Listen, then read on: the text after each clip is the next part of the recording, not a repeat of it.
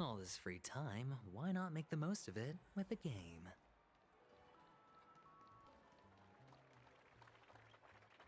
Would you be willing to support my performance? And keep the Song of Beauty alive in the cosmos? Wow, how fabulous! But why would you give such a wonderful gift to a random stranger like me? Well, you see, I can't bear to see anyone in this sweet dream suffering from poverty. That's incredibly kind of you. Thank you so much, sir. If you ever get the chance, please, feel free to come by and indulge in my singing. Sure thing. Oh, by the way, do you happen to know anything interesting about death? Death? That's a pretty scary topic, and it doesn't really match the mood of this sweet dream. Oh, you see, I'm a tabloid reporter collecting ghost stories in Penacony. As you know, the more chilling the stories, the more attention they get. Maybe you could help me out. Well, if you're up for some gossip, it's not about death, but there have been some rumors about a guest at the reality hotel who fell into a deep sleep and didn't wake up. It was like they were in some sort of coma. Nobody knows what caused it, but luckily the customer eventually regained consciousness. Well, all customers are under the protection of the family after all. Thank you. This will make for a very juicy headline. May Shibe protect us. Unexplained coma. That's actually what happens to your body if your brain dies in a dream. But unfortunately, the customer ended up waking up in the end.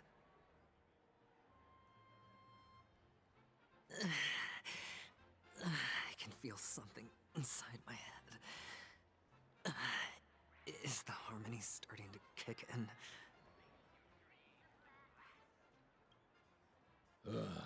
The world has truly lost its way.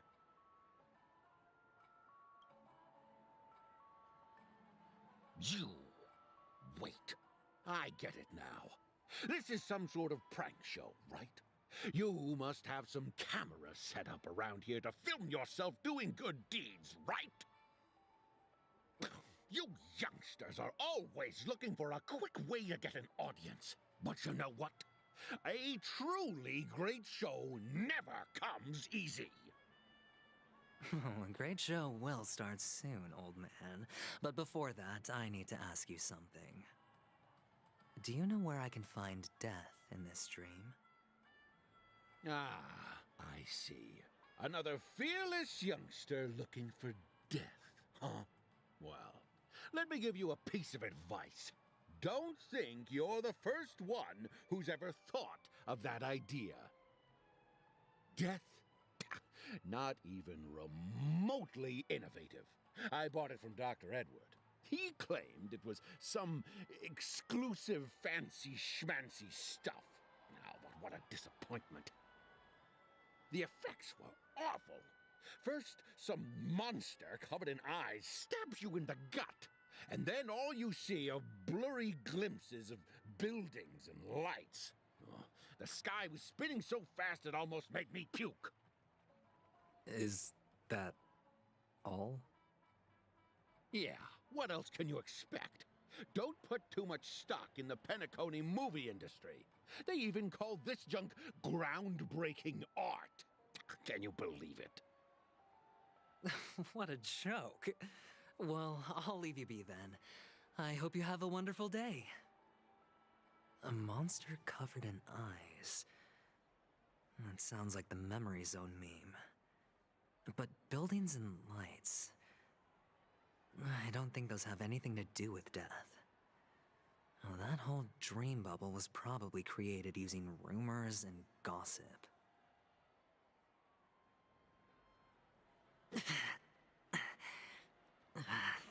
disturbing voice in my head. It's getting closer. A sip of liquor. A blissful reprieve. To drown 1,000 sorrows. Let worries leave. I know I have what it takes to become a poet. Oh? Oh. You're giving these gems to me? Didn't expect to meet such a generous soul in this place. Or are you just pitying me? Well, it really doesn't matter. As long as I have Soul Glad, that's enough. This is just a dream after all. You really shouldn't drink so much Soul Glad, my friend. It's not good for your health. Oh? Maybe I really should quit. But not before meeting the Devil of Soul Glad. The Devil of Soul Glad? Care to elaborate? Yeah. It's a seahorse with a long neck. They say it loves to appear to drunk people, especially the ones who are passed out on the side of the road. How funny. Yeah. Very funny indeed. Thank you.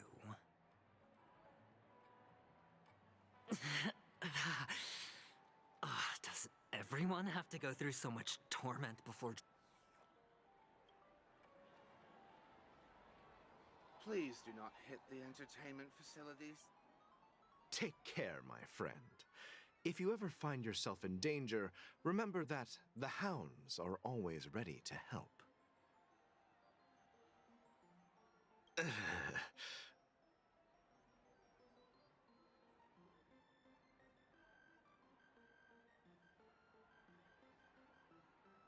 You don't look good, my friend. If you need assistance, I can contact the hotel and have them wake you up forcefully. That won't be necessary. I have some business to attend to. But thank you all the same. All right, then. If you ever need help, don't hesitate to reach out to us hounds. Well, actually, I do need a favor. As the most outstanding hound in Penacony, have you come across any stowaways recently? Stowaways? How could there be stowaways in Penacony? We've never had anything like that before. All right. Good luck with your work, then. What was I even thinking? The family would never share intel with the IPC. Come on,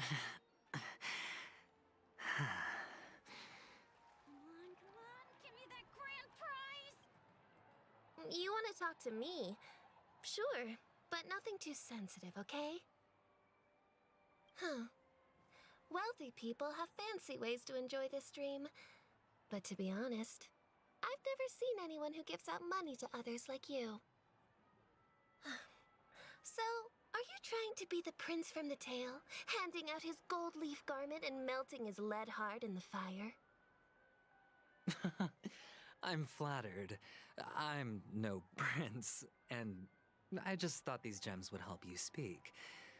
So, as an investigative reporter, maybe you've heard something about death? Ah, another curious soul. I see. Well, that was actually the topic I was most into when I entered the industry. But my boss shut it down. How did your boss talk you out of it? Well, she simply said, covering baseless urban legends like that would make us look like some third-rate tabloid. I thought about it, and she had a point. Reporting on stuff like blowing out birthday candles and getting spooked by nightmare ghosts isn't exactly professional material. Guess she's got a point. Thank you for sharing.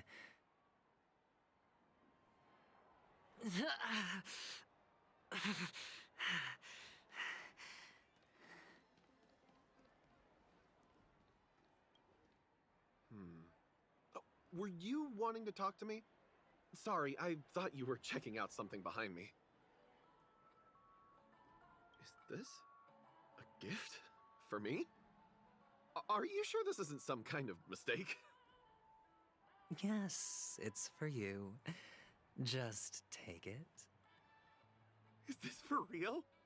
Someone is actually giving me a gift. Not for my parents, but for me. Thank you.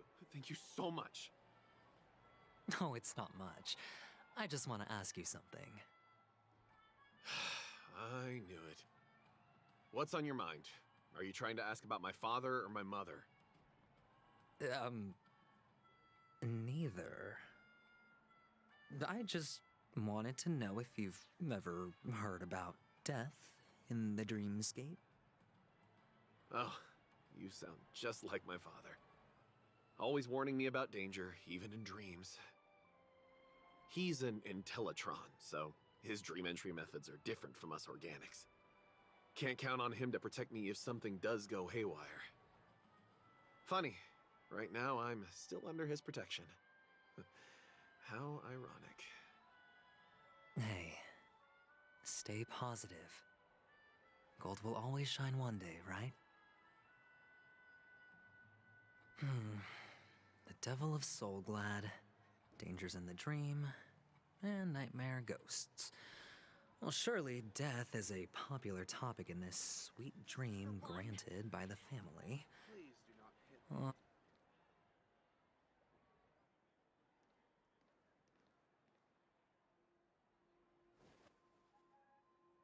Remember what I said.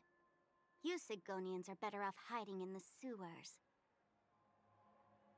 Look at you, snooping around and sticking your nose everywhere. Is the smell of death so enticing, my fine fellow? Oh, it's you, masked fool. I should have guessed it. You're the imposter who appeared on TV after Robin's death, right? I heard you got caught by the family. I gave you a clear clue. Befriend a mute. Simple and straightforward, you know? And what did you do? You messed it up and ended up as their prisoner. I told you to make friends with a mute, not become one yourself. You really let me down. What do you mean? You know better than I do. Who watched the little songbird that couldn't sing perish right before their eyes? You did, Blondie. No, I mean... What did you mean by becoming one myself? Well, it means you'll soon end up like her, unable to speak ever again.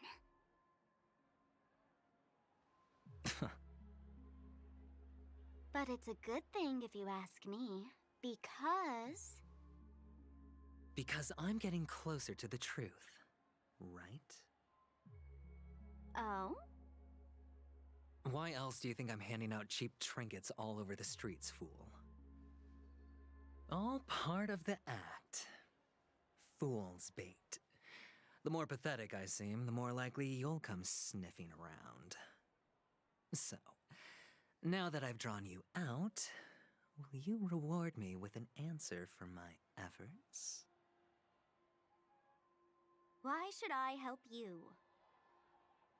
Don't you want to see Penacony descend into... chaos? Well, I can make that happen. I just need an answer to one question. Back then, when you asked me to find a mute, did you really mean Robin?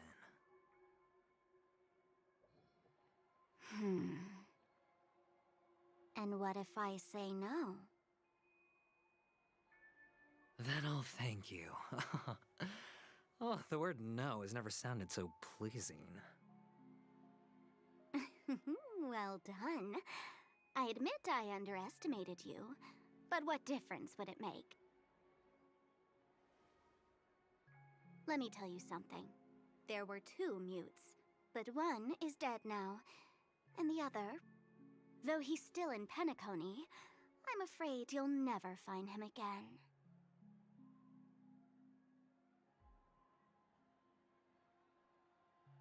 Now I'm completely sure that I was on the right track from the beginning and never strayed, fool. Right now, there are only 2 things missing from my grasp: the meaning behind the truth, and the means to expose it. How impressive. That's quite a fancy way of saying I haven't learned anything so far. Not exactly. I've gathered enough clues to prove its existence, and that's enough for me. As for the answers to my questions, I'll find them within 16 system hours. Oh, really? Only 16 system hours? Well, let me lend you a hand. Here you go. This is my precious, mutually assured destruction button, and I have one just like it. When either of us presses it, the other and the whole of Penacony will go up in smoke. If you're really so desperate for the IPC to take over Penacony, blowing up the chessboard isn't a bad idea. Start from scratch. That's where the IPC excels, right?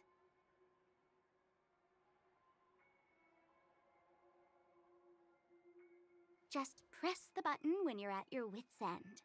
And of course, feel free to reach out to me for my hospice care, too.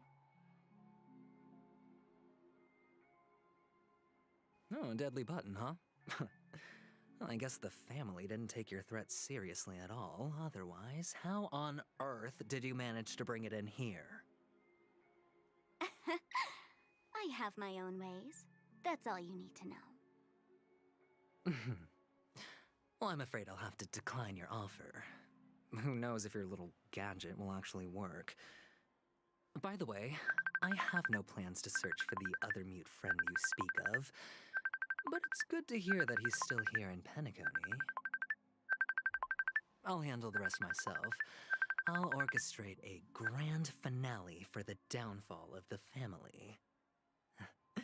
And at the climax, the walls will crumble, people will wake up, and those who couldn't speak will find their voices again. When that time comes, go ahead, press the button, light up the sky with a magnificent fireworks display for me. Catch you later, fool. You're still talking big, but sure, if that happens, I'll stay true to my word. Just don't let me down now, okay?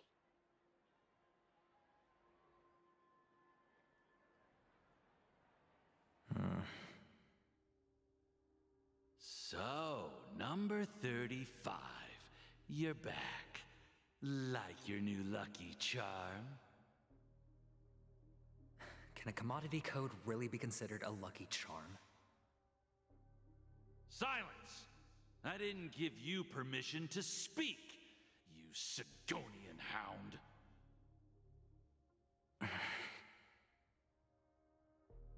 The guys in black didn't say much, so I've no idea what you did to save your skin in that massacre back in the day.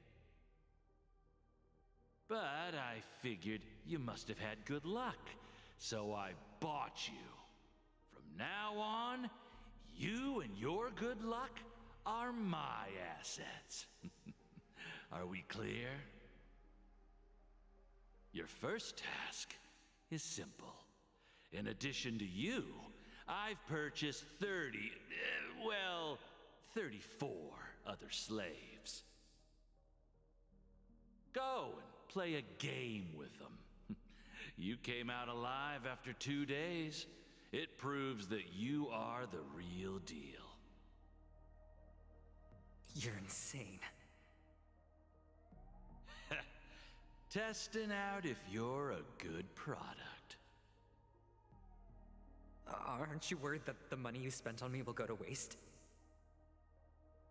I've got stacks on stacks, Blondie. The slave market is never short of self-righteous brats like you. But you look good, and that's why many customers are betting their fortunes on a scrawny brat like you. So go along now and don't let your master down. How much did you spend? What? My price. How much did you pay for me? Huh. You really want to know? Well, it was 60 tanba. No more, no less. I'll take my chances. 30 tanba. If I come back alive, you'll give me 30 tanba. Deal? Are you trying to strike a bet with me? Oh, you've got some guts. Yeah, sorry, but that won't do. Don't forget your place, slave. You're not qualified to be at the table. You're just a chip. A life thrown away in someone else's hands. Either you come back with more chips for your master, or you never come back. It's all or nothing. Don't embarrass me, my lucky hound.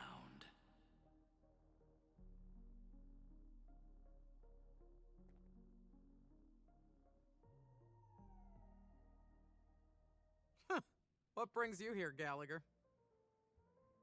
Some friends from the old days. Do you have a moment to spare, Siobhan? Oh, I have the whole day to spare. Ladies and gentlemen, welcome to Dream Jolt Hostelry. This bar offers a wide variety of drinks, but we draw the line at Soul Glad. Why settle for ordinary when you can experience extraordinary? We're dedicated to serving up nothing but pure joy and laughter. What would you like to drink? I'll whip it up for you. Oh, look! A lady as cool as Serval!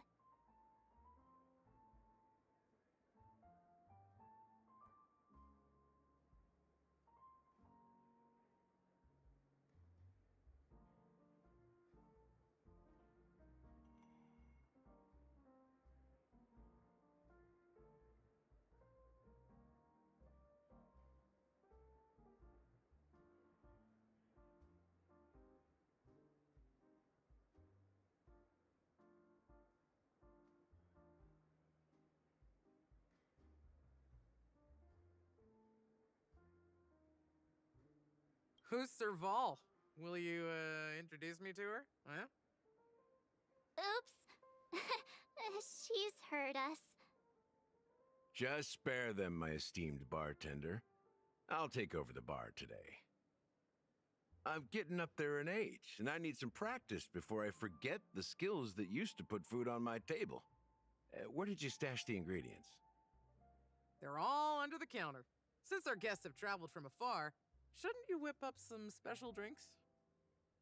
That's exactly what I had in mind. Hey, my friends, do me a favor. Go around the bar and bring me any ingredients you fancy. The discussion might take quite some time, so I'll prepare some customized, non-alcoholic drinks for you. In the bar? But aren't all the ingredients right there on the counter? Why, we're in a dream, my lovely lady. You can help yourself to anything if you wish for it. Comfort, hunger, confusion, or even boredom. It's all within reach, right at your fingertips. Oh, did you hear that? She just called me my lovely lady. Even in reality, mixing drinks is more than just throwing ingredients together. A bartender needs to capture the bar's atmosphere, master technique, and spin a tale of mystery and anticipation. Only then can a perfect drink crafted with a customer's life story be created. In other words, what you get from your drink is down to luck, so don't overthink it. Indecisiveness has no place when it comes to enjoyment.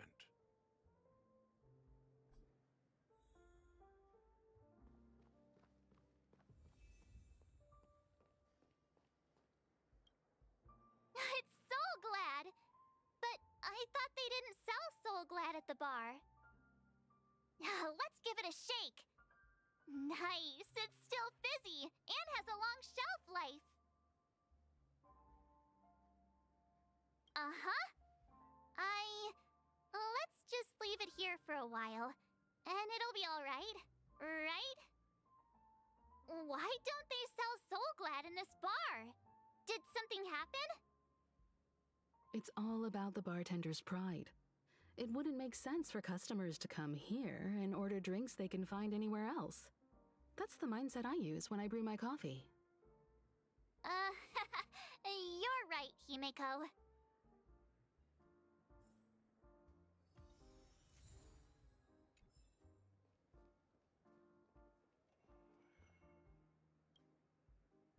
Hey, look at all these chips scattered everywhere.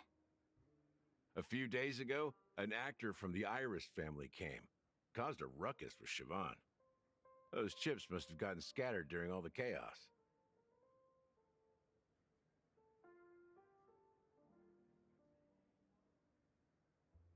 Nah, it turned out to be a landslide victory.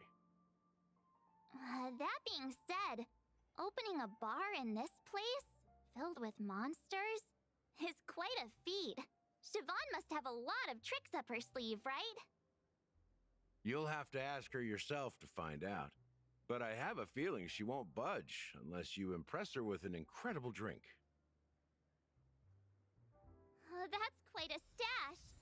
Not sure if it's enough. Stay out of my way. I'm looking for Siobhan. Uh-huh? What's all the commotion about?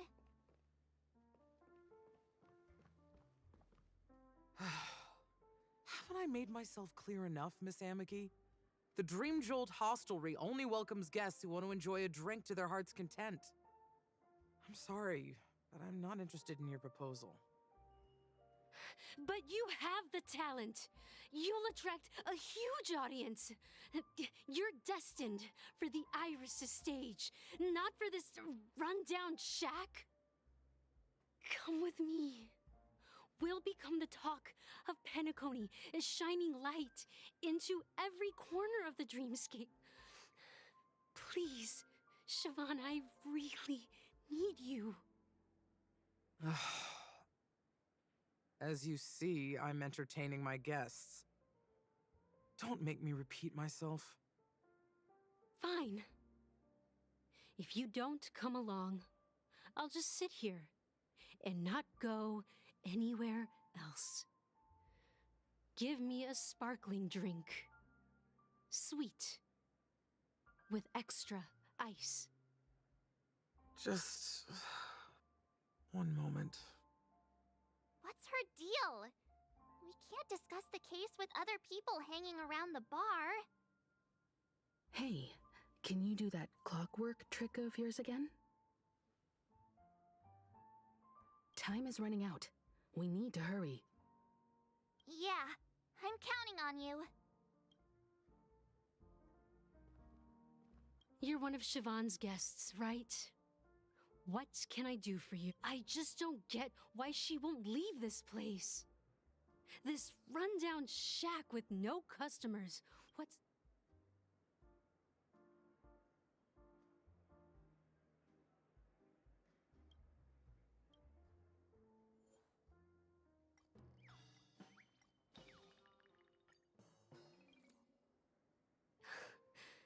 It's ridiculous, right? Our paths were never meant to cross, yet I'm still holding on to her. I'm too timid and shy, longing to shine but afraid of stepping into the spotlight. I need her guidance because I'll never be able to do anything alone. You don't know Siobhan's past, and you have no clue how radiant she used to be. Even among the talented Iris family, her skill was unmatched. I know she probably thinks I'm just trying to ride her fame to get ahead. But all I want is for her to reclaim her place.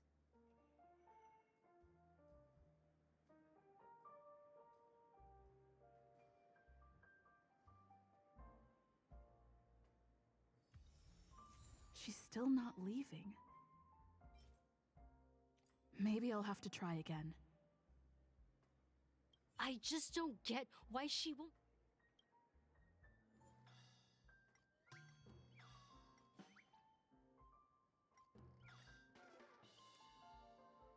Those darn Iris jerks! They're the ones who forced Siobhan into hiding here, running this pesky bar. It's all their dirty scheming. I get it now. She's not leaving because she doesn't want to run into them again. I can help clear the way for her. I can do her a favor. I'll go back and write a letter to the Dream Master exposing the crimes committed by the Iris family. Siobhan will definitely appreciate it. I just don't get.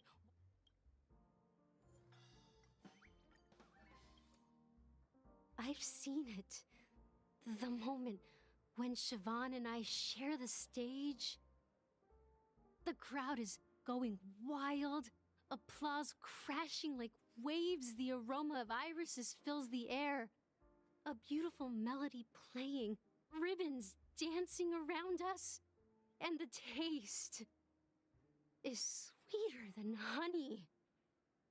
I've seen that scene countless times in my dreams, and every time it mesmerizes me. That's why I have to bring her back to that world. Want to raise a glass, my attentive listener? Let's consider it a toast to my far-fetched.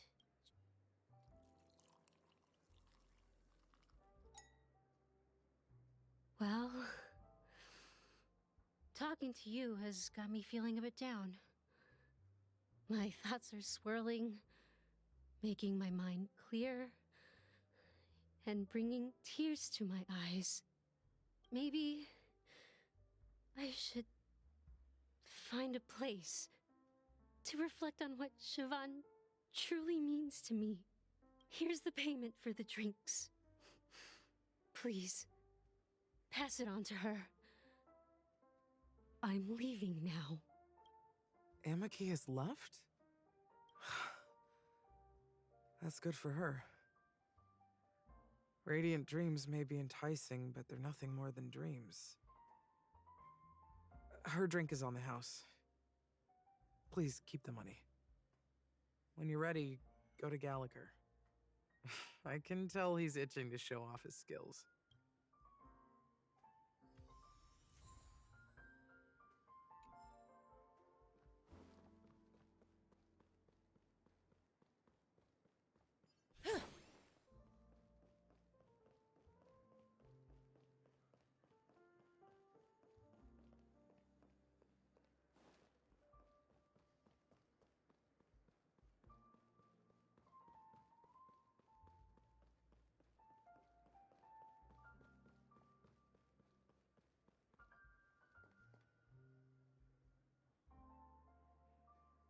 That being said, mixing a drink is way simpler than you'd imagine. Just pick your favorite ingredients, toss them in a glass, mix it up, and it's done.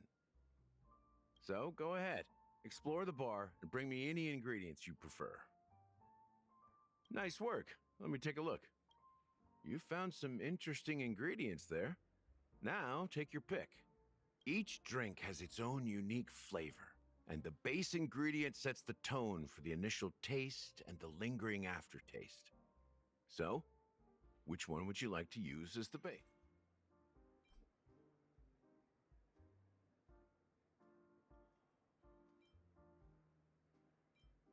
Sweeter than Susa juice and more bitter than dream syrup. Dream in a bottle. That's a metaphor for Penacony itself. Now that you've chosen the base, it's time to pick the adjunct. The ingredient that'll create a marvelous chemical reaction with the base. It should give an unforgettable taste without overpowering the main tone. The taste is not very intense, yet evocative. After those despicables sent Mikhail away, I found myself lost in the wilderness of my dreams. They say that even the dirt here oozes with sweetness. All I tasted was stoic bitterness. Mikhail. Almost there. Let's pick a decoration. Which style do you prefer? Anything you need, I've got it. The IPC's favorite. Ambitious, aren't you? Well, it's done. Here's to you, Watcher, with this glass of the long goodbye to a bitter childhood. Well done, Gallagher. You're not over the hill yet. So, are you satisfied? Oh, the flavors! They're way more sophisticated than Soul Glad. The richness and layers of these flavors are a masterpiece, especially with the adjuncts. I can taste the spicy and sour notes with a hint of sweetness. I'm not entirely sure what it all means. Maybe Mr. Gallagher can shed some light on it. Well, if you're expecting a profound answer, I'm afraid I'll disappoint you. The imagery it implies is pretty straightforward. It's just a glimpse of what this dream truly tastes like. Does this true taste have anything to do with that, Mikhail? Yeah, that name does sound familiar. When you got knocked out by that masked fool girl, I think I heard someone calling that name. Do you remember?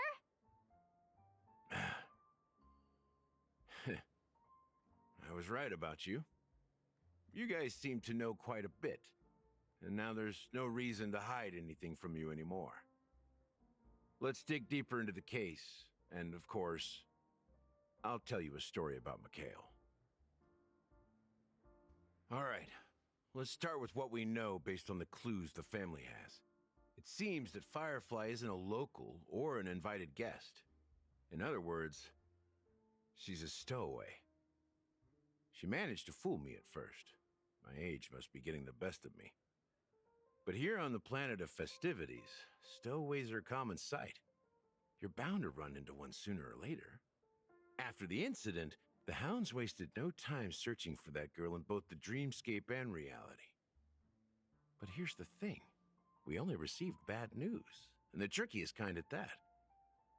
She simply vanished, leaving no trace in the dreamscape or reality, as if she had never come to Penacony at all.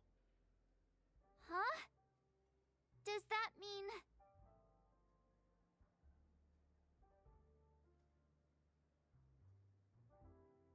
That's impossible. The problem now is not that she's dead, but that it's as if she had never existed in the first place. Let me be frank. This case, actually, is unlike anything the Bloodhound family has dealt with before. Dealt with before? So, death does happen in Penacony, if I understand correctly. You've witnessed it, so there's no need to hide. Even the shiniest city has its dark side. We're all adults here. Surely I don't need to explain too much to you.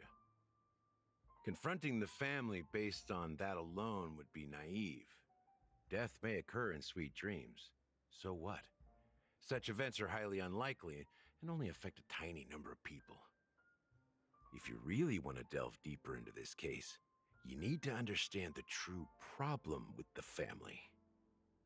I guess it's time to tell the story of that Mikhail. You're very perceptive. The Astral Express has received that music box too, right? Do you know the secrets it holds? There's a message. Witness the impossible in the realm of dreams.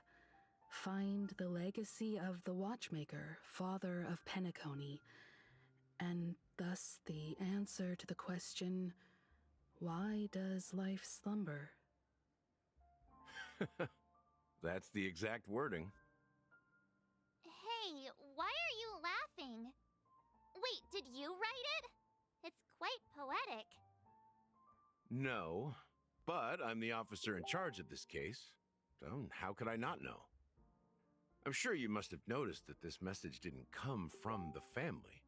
You might have even guessed that the relationship between the family and the Watchmaker isn't as close as it seems.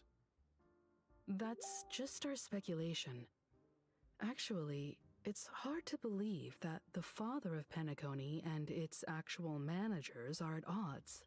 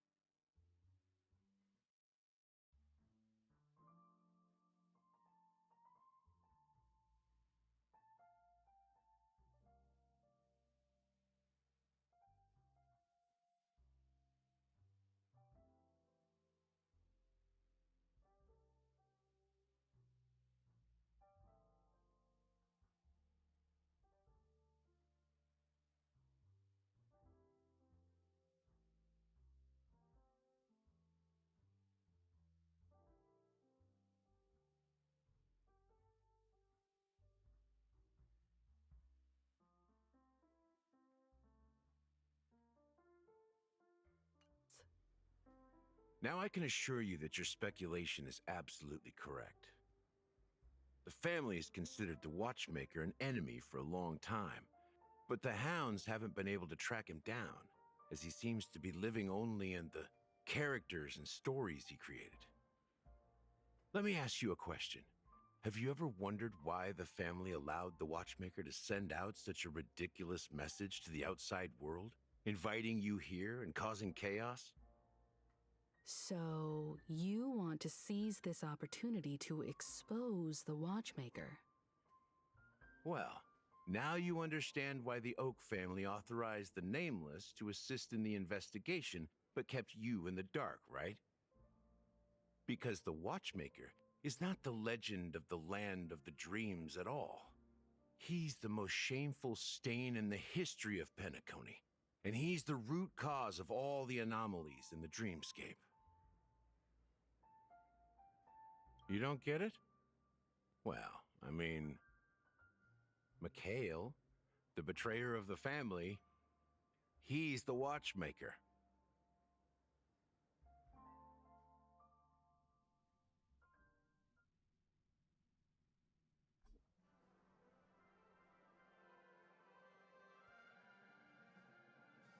Here we are, Clock Studios Theme Park, the most popular entertainment center in Penacony.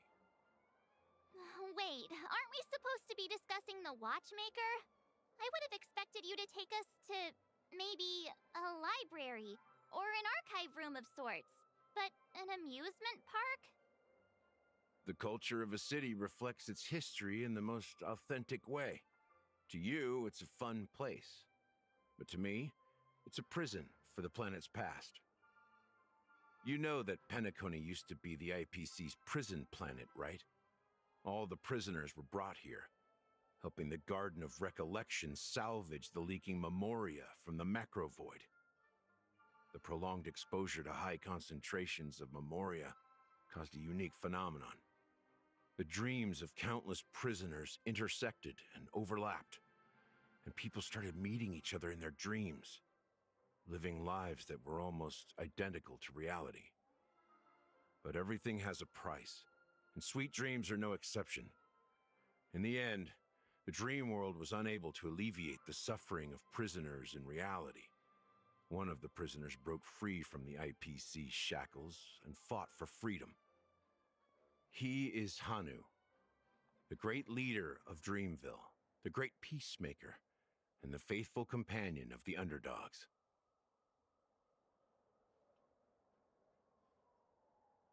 History is always written by the winners. However, it's undeniable that Clocky is an animation that draws from Penacony's actual history.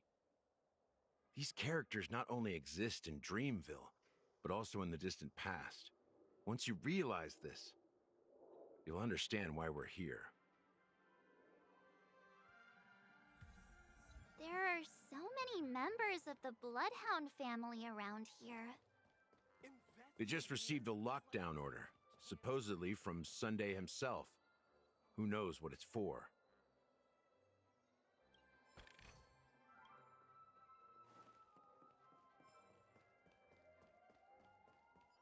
What's going on? Why can't anyone go in? So many of them. I've never seen anything like this, even when they're tracking down suspects.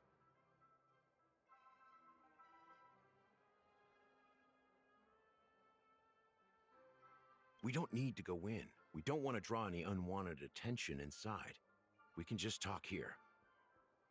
Let's find a quiet spot and continue our conversation. The view here is great, right? We can see everything from here, including Clocky. If all the characters in the animation are based on characters in reality, then Clocky's counterpart is definitely the Watchmaker. In the animation, he's Hanu's partner and one of the founders of Dreamville. Does that mean the Watchmaker was personally involved in that war and sided with Asdana? It was a monumental war for freedom. Hanu fought alongside a motley crew of masked fools, nameless, history fictionologists, mourning actors, omen vanguards, even visitors from beyond the sky. In the end, they emerged victorious. Among them was the person who would eventually be known as the Watchmaker. But if you do the math, doesn't that mean the Watchmaker was around for several centuries? I'm not sure, but Mikhail was already the Watchmaker when I met him, so maybe he inherited the title. How old are you now, Mr. Officer?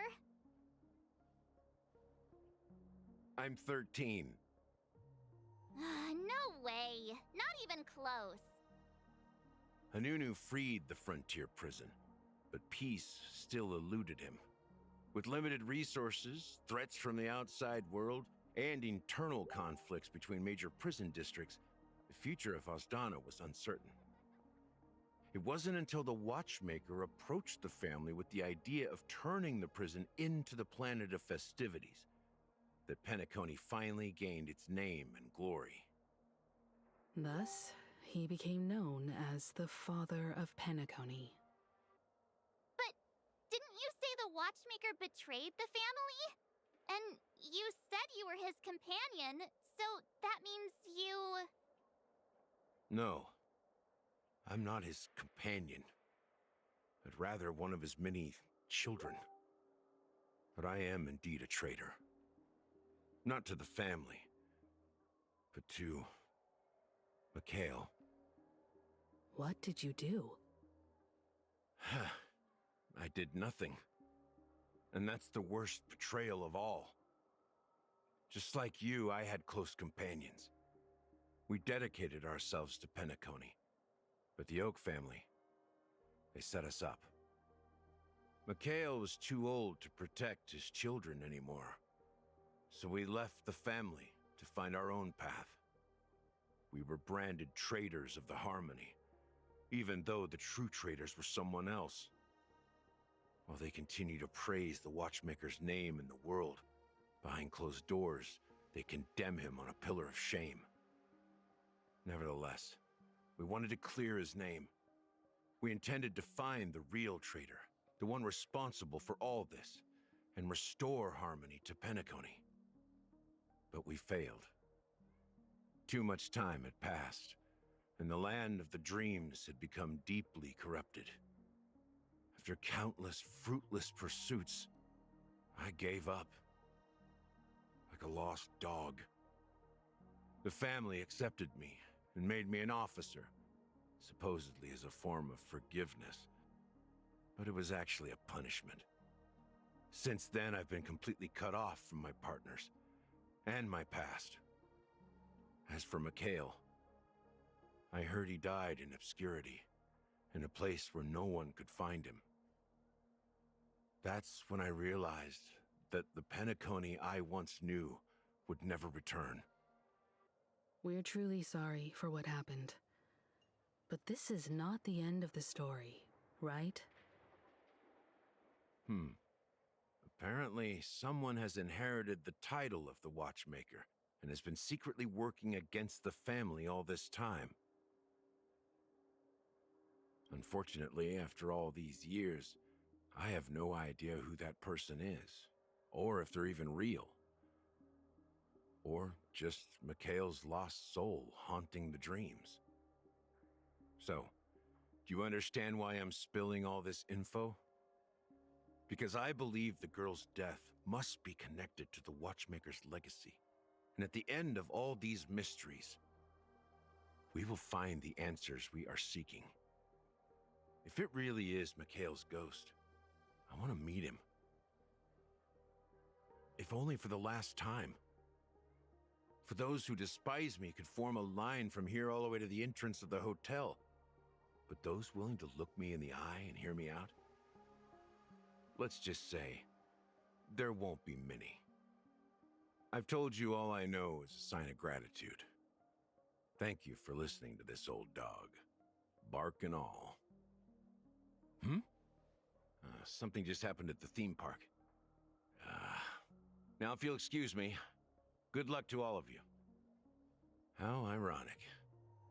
What's so different between the stowaways rejected by Penacony today and the dream seekers once hailed as pioneers several amber eras ago? Gallagher does have a troubled past, it seems. While Firefly's whereabouts remain a mystery, his stories shed light on our suspicions about the true identity of the Watchmaker, his connection to the family, and the power struggles hidden behind sweet dreams and death. Exactly. Gallagher suggests that the real traitor is someone else, probably within the Oak family. That lines up with what we've gathered so far. Firefly got involved in this mess because of the legacy, and now we're sure that Aventurine's accusations against Acheron are baseless. You're really into Clocky, huh? He's just a fictional character, not a real person. Speaking of which, that Clocky who only reveals himself to you is quite intriguing. It's a shame we've never met him since then. Now that we've confirmed a lot of our suspicions, let's take a moment to think about the clues we have. Send a message to Welt and see how things are going on his end.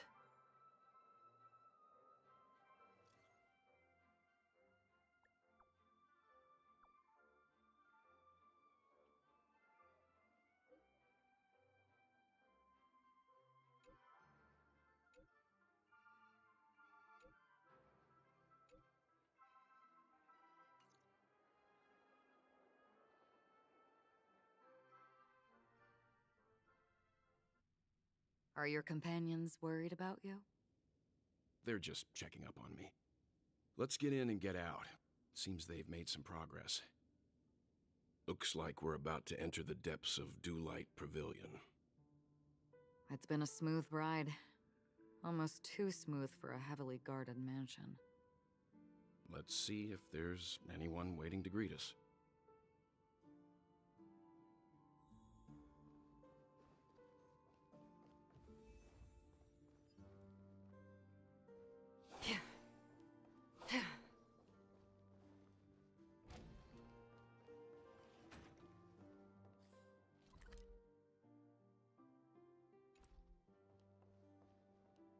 Something feels off.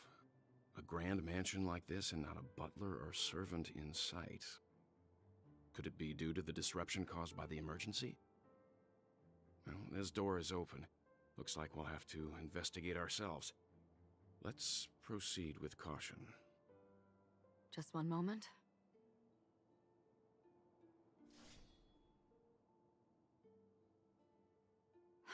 Light. I've made myself less noticeable. The crew can explain their presence as authorized by the family, but I can't come up with any excuses for being here. I see. What an interesting technique.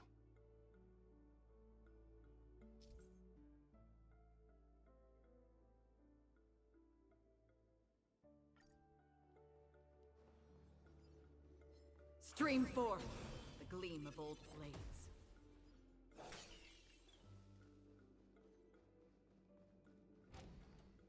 The model in the sand pit. It's the golden hour, isn't it? Maybe the footprints here are different from the rest. There are 2 sets of them. Looks like outsiders might have passed through here not long ago. Stream forth the gleam of old blades.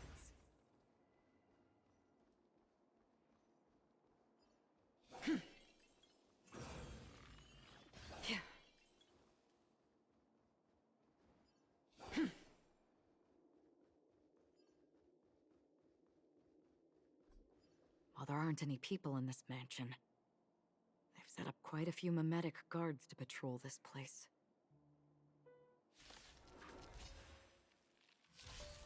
Eternal.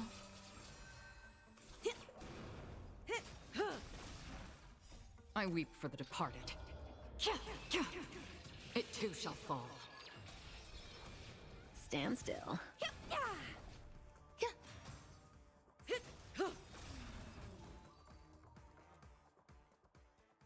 Look, it dropped something. A note.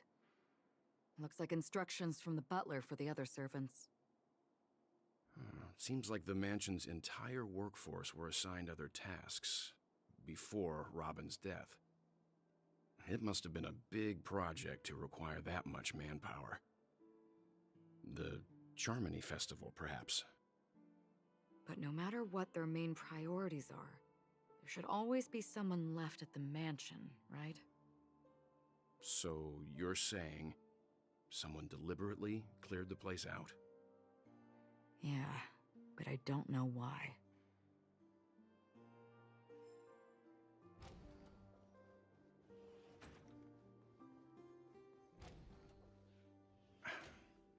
No one here either. Since no one's around to entertain us, let's make ourselves at home.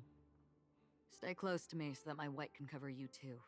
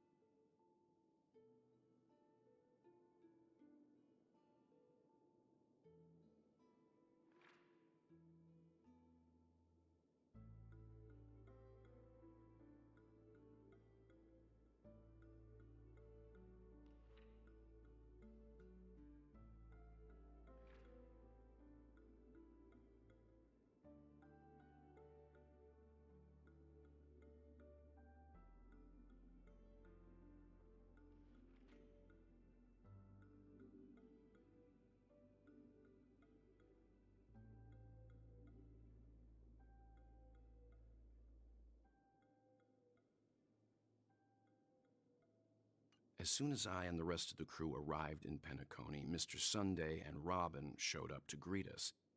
I remember hearing something unusual in her voice, and now it seems I was right. Robin believed it was because the harmony had been tampered with somehow. But as far as I know, there aren't many entities capable of interfering with the power of paths. Meaning? If there really is a traitor within the family, That person must hold a high position or possess unimaginable strength. That would explain why Mr. Sunday has been having such difficulty in catching the traitor.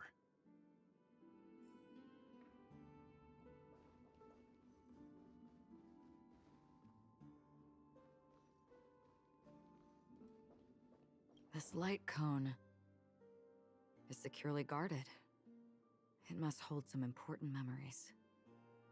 According to Robin's interview, despite having performed on so many grand stages, her favorite performance was a pretend show she put on with her brother when they were just kids.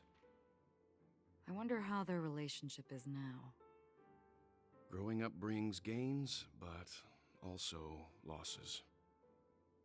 Yeah, time has a way of smoothing things out. The beautiful dreams of youth will eventually fade away.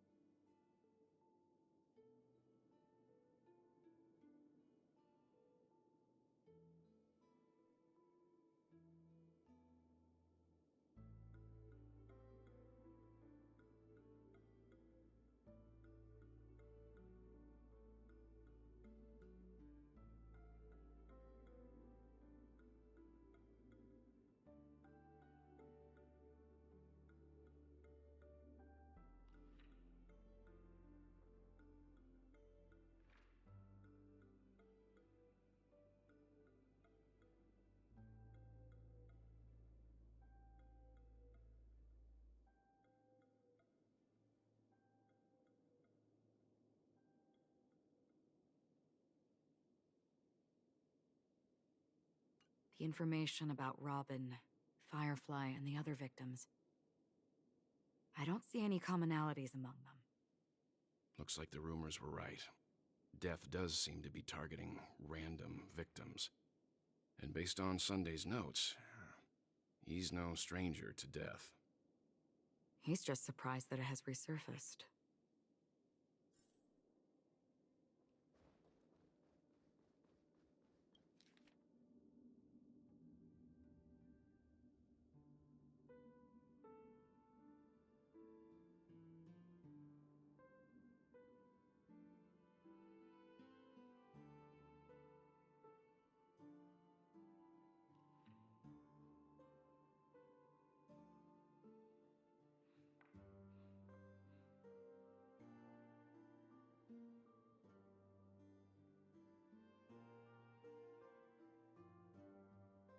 It seems neither the Dream Master of Penacony nor this old Odie is happy with Sunday's recent performance. They don't seem to care much about death. Instead, they're more concerned about the Charmony Festival and the Watchmaker. Maybe the other family heads don't think death is a big deal. One thing's for sure. There's a lot of internal conflict within the family, and everybody has their own agenda.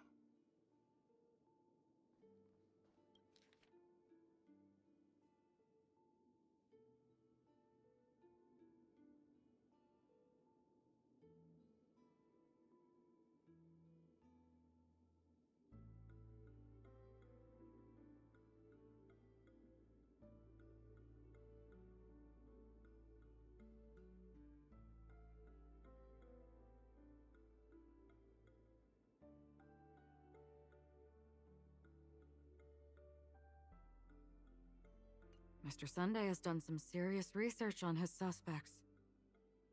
This traitor must have been causing trouble for the family for a long time. They all seem to be insiders, but I haven't met any of them. Huh? Wait, these characteristics. What is it? No, nothing. Maybe I'm just overthinking things. However, if this traitor really exists, could they be responsible for Firefly and Robin's deaths? Perhaps that's why Sunday is taking this matter so seriously. That's all for now.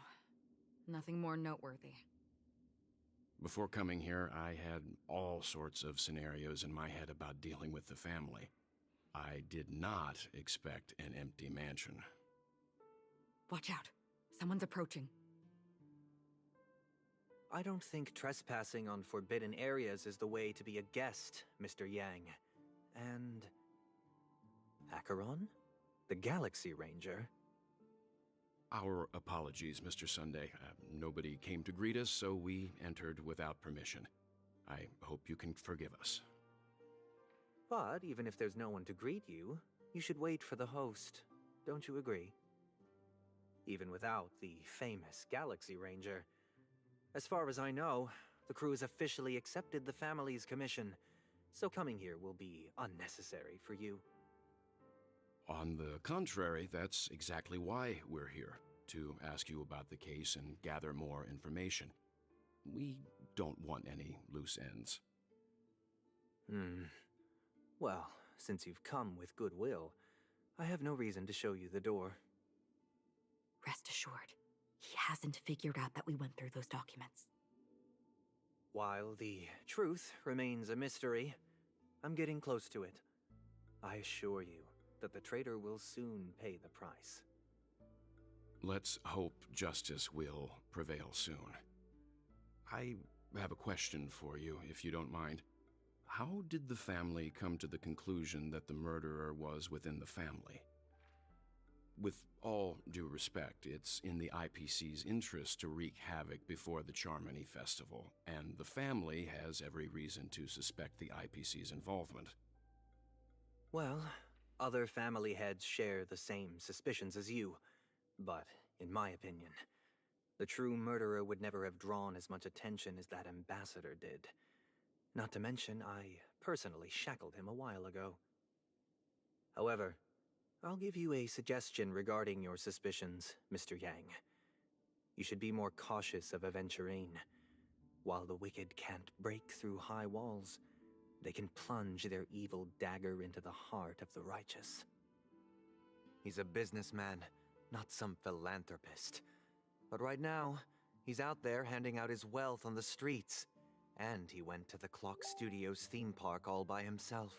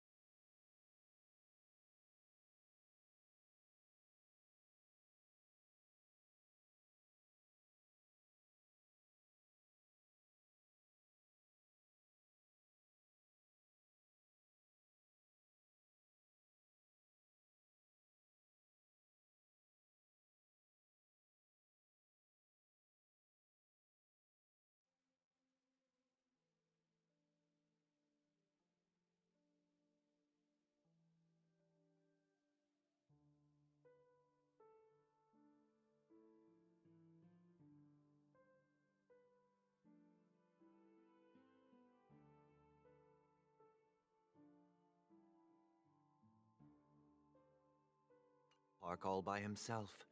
Who knows what kind of scheme he's cooking up? While the family is dedicated to keeping our guests safe, it might be wise for you to stay alert. You never know what unexpected troubles could arise.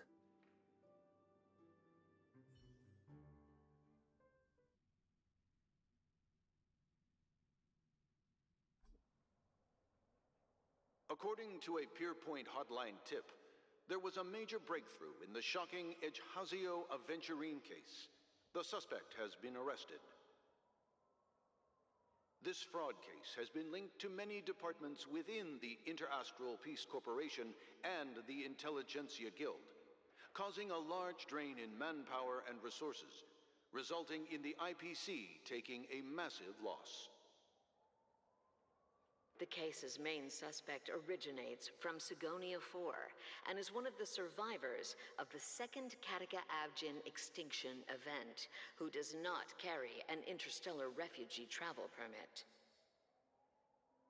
As per Strategic Investment Department Head Diamond's sentiments, the IPC has appropriately relocated the suspect in the spirit of the Charter and will continue to conduct further investigations as to the motive of the suspect.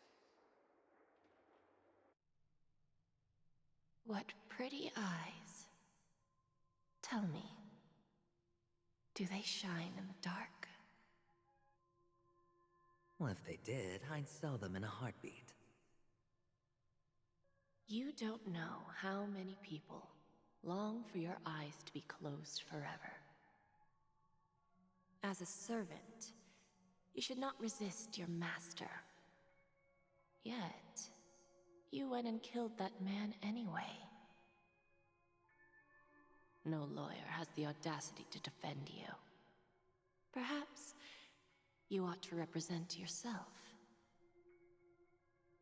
Not difficult, but definitely pointless. You're pretty confident on your eloquence. Did you also think that when you lied to the Intelligentsia Guild? Ask and you shall receive. You wanted the perfect construction material. All I did was offer a possibility. It was just a small wager. If your luck holds out, the IPC will dig something up from the golden sands of Ejhazio. Maybe even the Sand King's remains. Pity your luck has run out. I'll admit that. What I'm more curious about, though, is why such a grand scheme failed to benefit anyone in the end, including the perpetrator himself. Madam, I already have what I want. To be brought before you for the next high-stakes gamble. Then let's talk about the second gamble. Tell me, what are you prepared to wager this time? My life. I bet you won't send me to the gallows. What do you want, then? I want your Lenore to meet with me. I have something to say. And then what? I want cash. It can't be that simple, can it? It is that simple. 30 tanbas. The remainder of my market value. 30 tanbas. No more, no less. With this money, I'll climb to even greater heights than you. Grasp even more riches than you. I wager you won't give me this chance. Which is why you should call him here. Interesting. A pity Diamond won't see you. No one gets to see him. From here on out, I am Diamond's representative, and I will decide on his behalf. You're wrong.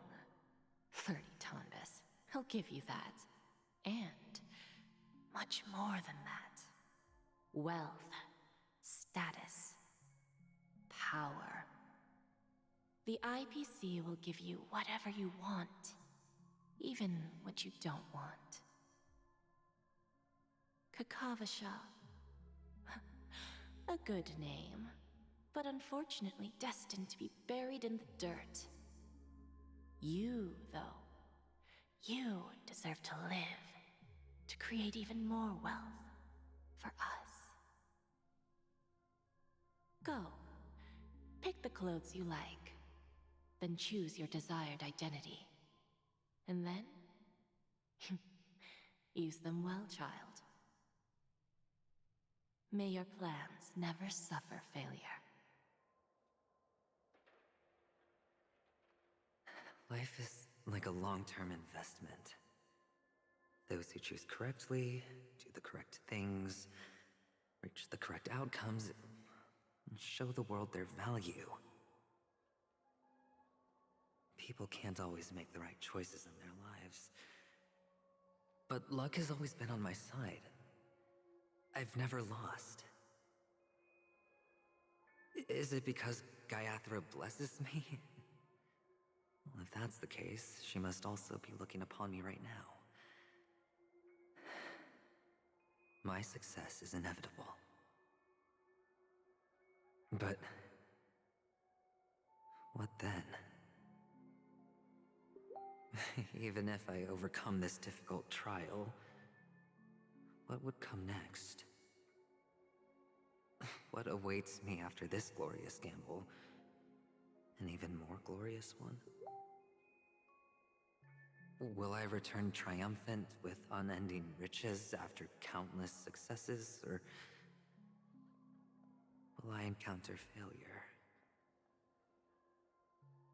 never to return?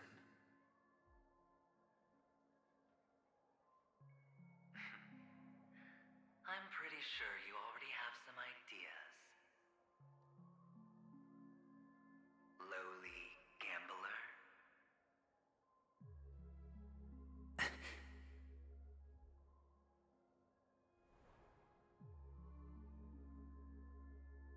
What?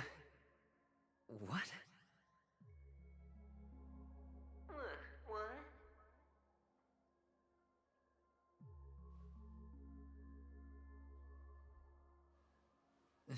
Am I dreaming, or have I gone completely insane? Perhaps both. Forgotten me already? When you were strapped to that electric chair by a mannequin warlords, who was it that gave you the idea? Fine. I may be crazy, but I'm not stupid. Get out of my head, newborn of the Harmony. The Harmony? Oh, don't play the fool. It's not the first time we've met. No need to be so polite. I'm you, and perhaps even more aware of yourself than you. Of what exactly you want. You're dying. And you still want to drag a bunch of unfortunate fools with you through death's door. That's why you're here, isn't it? A grand unveiling. You really think you can pull it off? Why not? Well, you may have fooled everyone, but you can't fool yourself. I can show you. Before you're entirely gone, I'll be with you for the last stretch of your road. Let's have a heart-to-heart while we walk.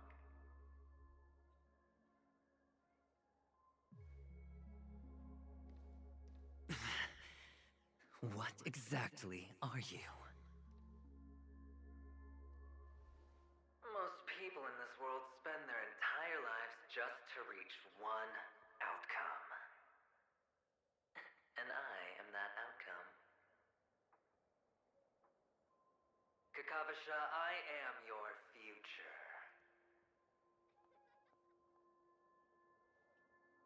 First, I'm hearing things, and now I'm seeing them. Great. Am I going to be elevated into the Harmony's Emanator next? Why are there no guests here? What's that featherhead doing?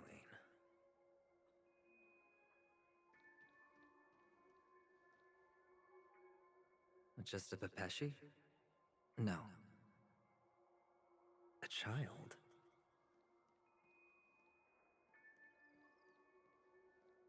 I thought minors weren't allowed in Golden Hour. Hey kid, you okay? Are you lost?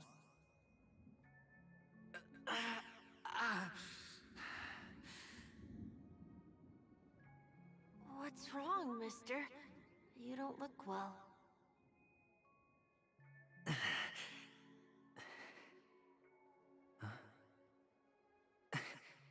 Your eyes. Impossible. Who are you? They're pretty, aren't they? Sis said they're a gift from Mama Funga.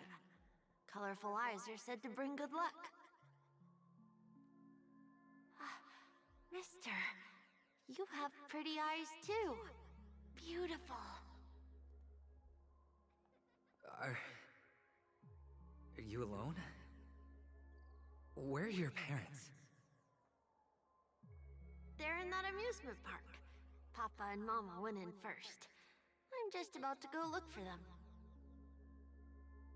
I have to go. Goodbye, mister. Hope you have a good time, too.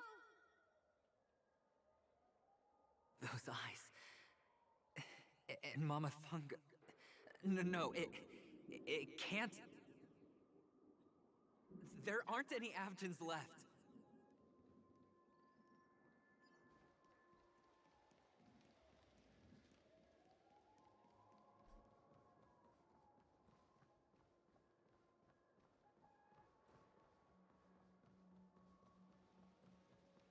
Feeling lucky.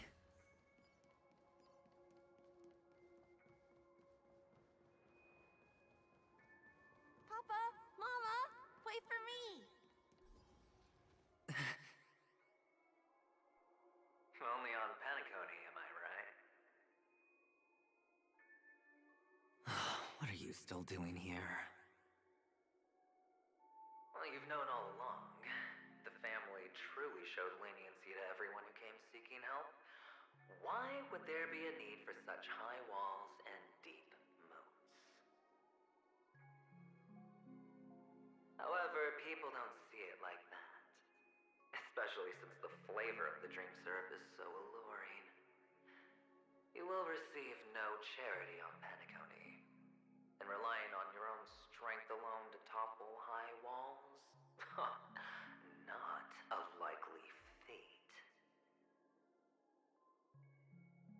Which is why, once you step into the hotel, you remove your high hat and beg everyone you come across for help.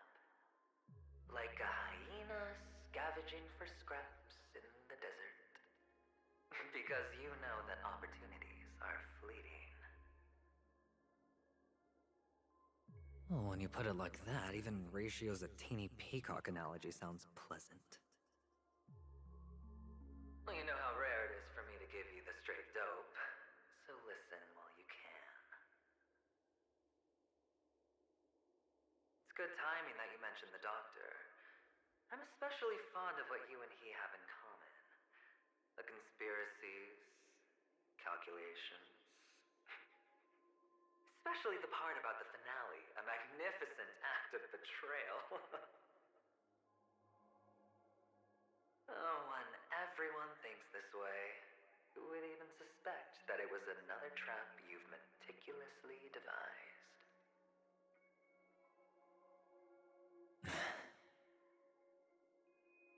Go on. Tell me I'm right. You know who you really are, Mr. Cavalier Gambler. Uptight, overcautious, massive inferiority complex. You've won so much, and you're still so afraid of losing.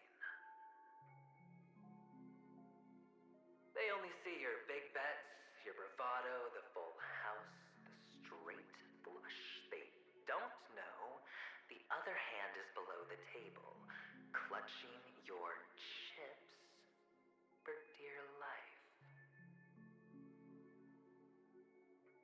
It's a heck of an act. No wonder the tavern sent you an invite. You're a natural kid. You don't stop at fooling the audience, you fool yourself, too.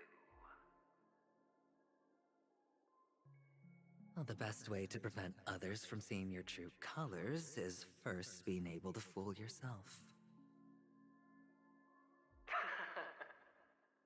Of course. I know you all too well.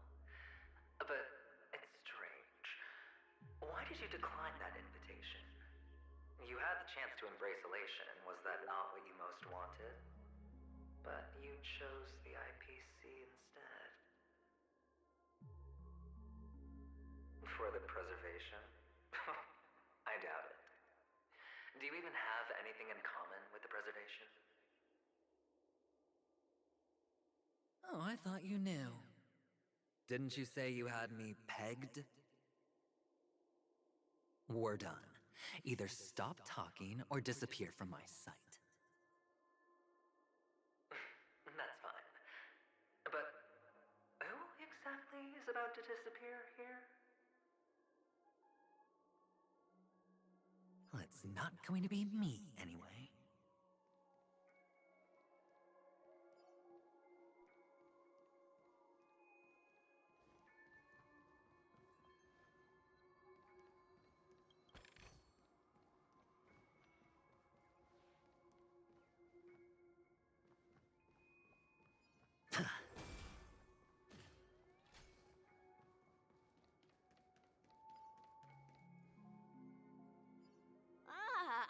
Playing hide and seek. I'm really good at this.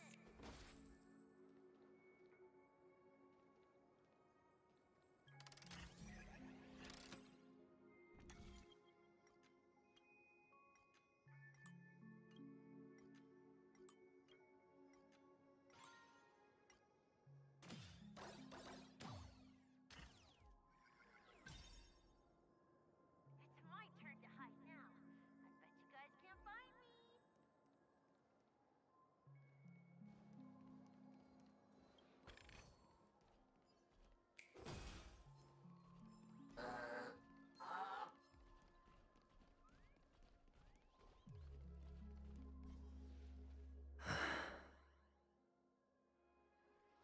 Hide and seek. What sweet childhood memories. When Mama said goodbye that day, how many catechins were like jackals hot on your heels? I know you won't forget that sound anytime soon. Those shrill cackles. You had to hide right under the noses of those savages. You and Big Sis, playing dead, drifting in all that bloody water. Completely ruined that shirt.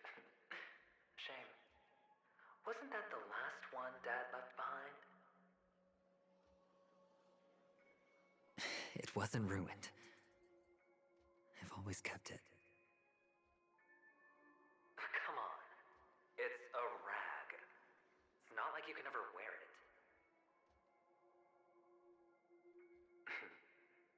Now you don't have to hide. You probably won't even deign to get your pretty outfit wet in the rain. Your social capital has changed after all.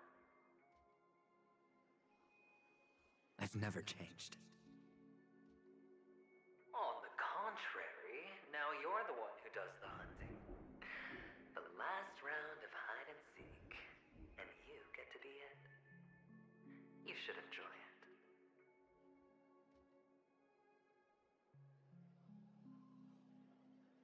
That child. Could he be in here?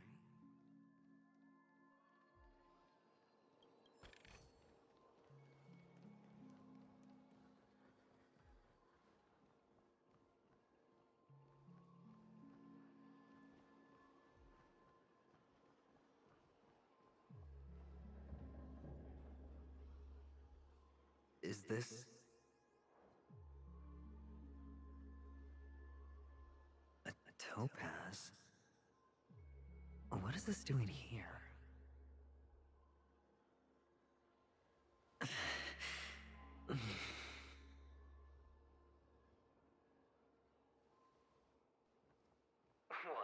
your cornerstone wrench out your heart, son? I was merely curious at why it was here. Maybe that winged guy put it here. To taunt you. Just to make you realize that your painstakingly arranged magic show is nothing but a death rattle.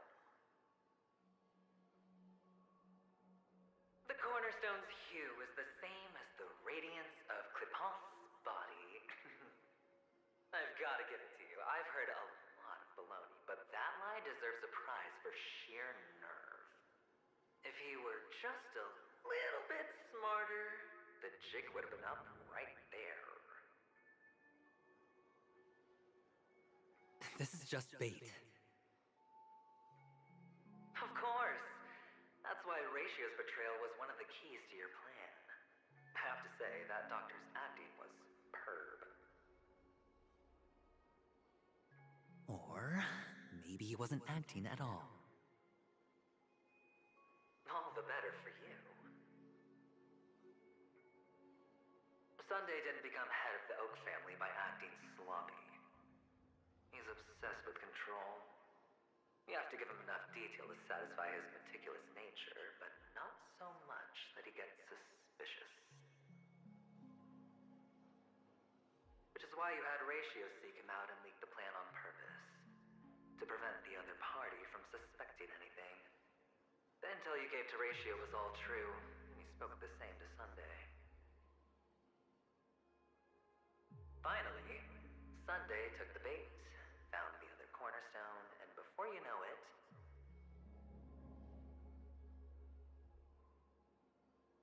everyone's distracted enough for you to steal the third stone right out from under them. Why don't you stop rummaging through my mind? Your mind? It's our mind. You're me, and I'm you. We're the same.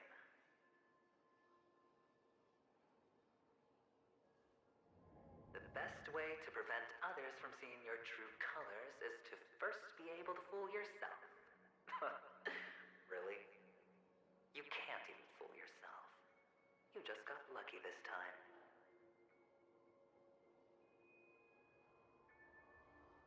This is the other cornerstone in Sunday's hands. Rather beautiful green. Just like you. Smooth and cunning.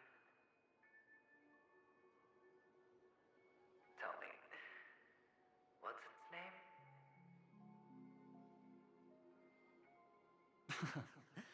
Why are you even asking me? Must I do all the work? Aventurine is the stone of luck and trickery. That's what she said when you received the stone, wasn't it? This type of stone isn't rare, but its hue is very similar to a certain gem. In fact, it's often used as a substitute. And that more precious gem is...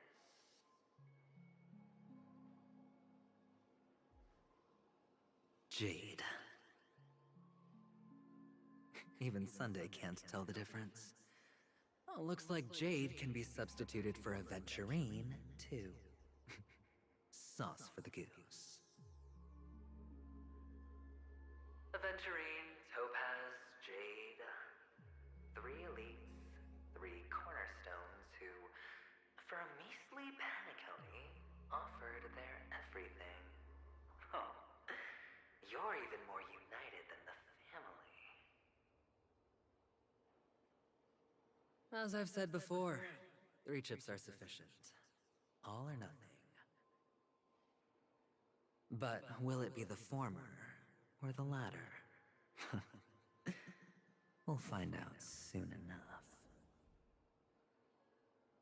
So, where's the real Aventurine stone? Take it out. Let's have a look.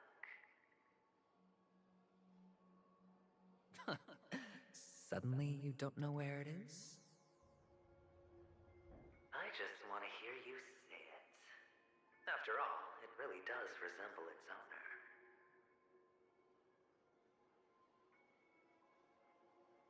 As you wish, then. They never went anywhere. They're right where they belong. Piled up with these cheap baubles. You smashed the Aventurine Stone before you left? Oh, just look at it. Shattered. Just like your life. Poor thing. A humble pebble coated in the most lustrous sheen. I take it back. This thing is far more precious than your life. You're absolutely clear about the consequences of doing this. Blasphemy against Klipoth's body. You think the IPC will let you get off scot-free?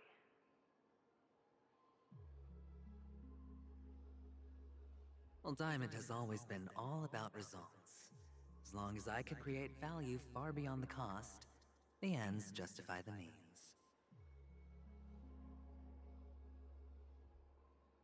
How else would the family be fooled if there was no price to pay? It doesn't matter. Even smashed to smithereens, the preservation's cornerstone can still be used.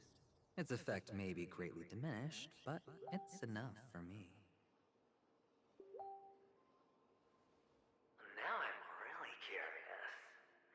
Why does every step you take involve reckless risks, and the choices you prepare for yourself always come with a strong impulse for self-destruction? Do you truly believe that the greater the risk, the greater the rewards? I wouldn't have guessed you'd be so loyal to the IPC. There is so much you don't see. Which is also why you'll never see how I'll win it all. That is, if you can do what it takes. We'll just have to wait and see then. The cornerstone is gone. Another illusion of the harmony. Huh?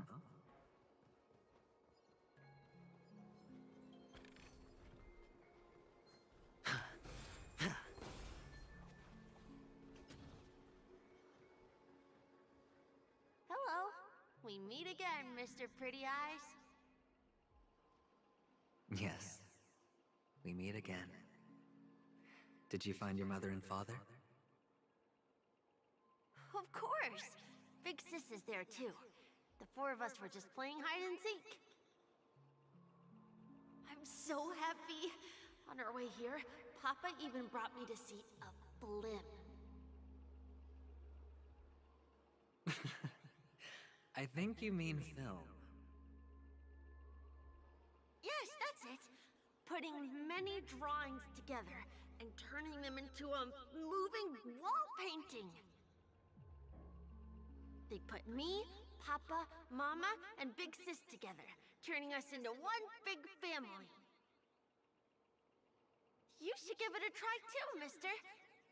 You look sad. The amusement park will cheer you up. Sure.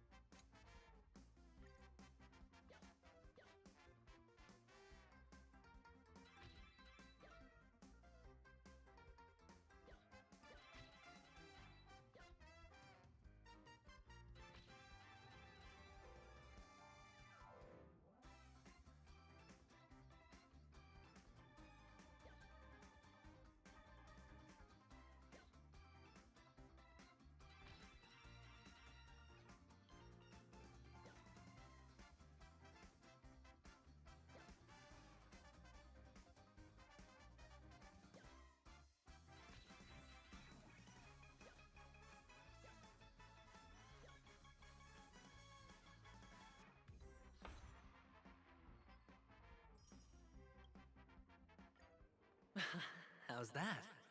Not a bad score, eh? Boring.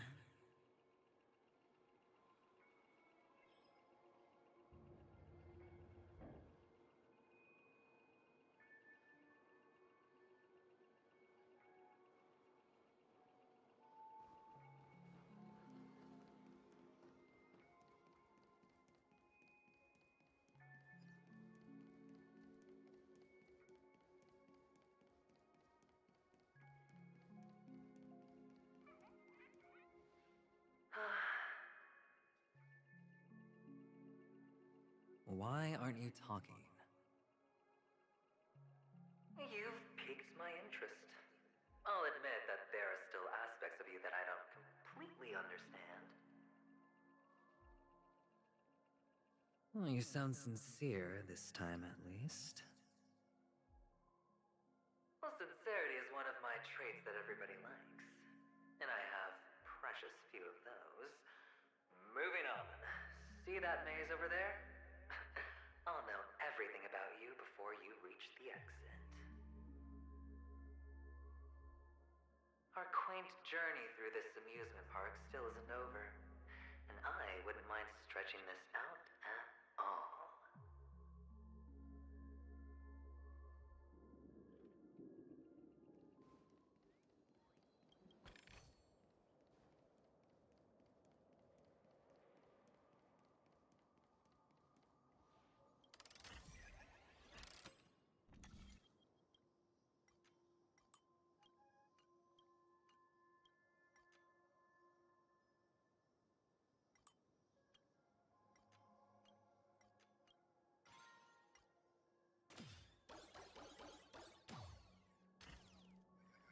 Whoa!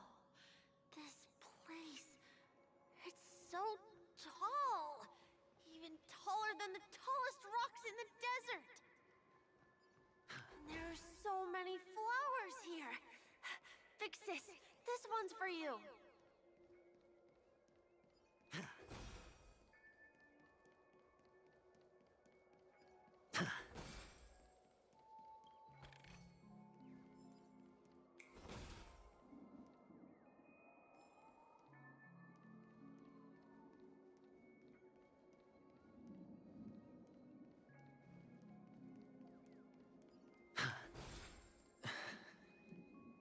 A dead end?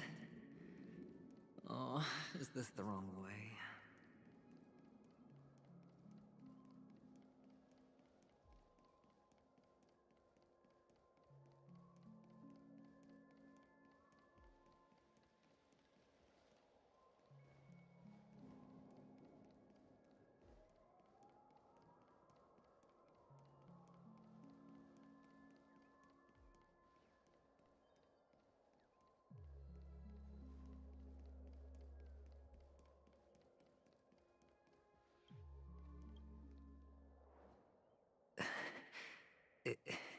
Is this?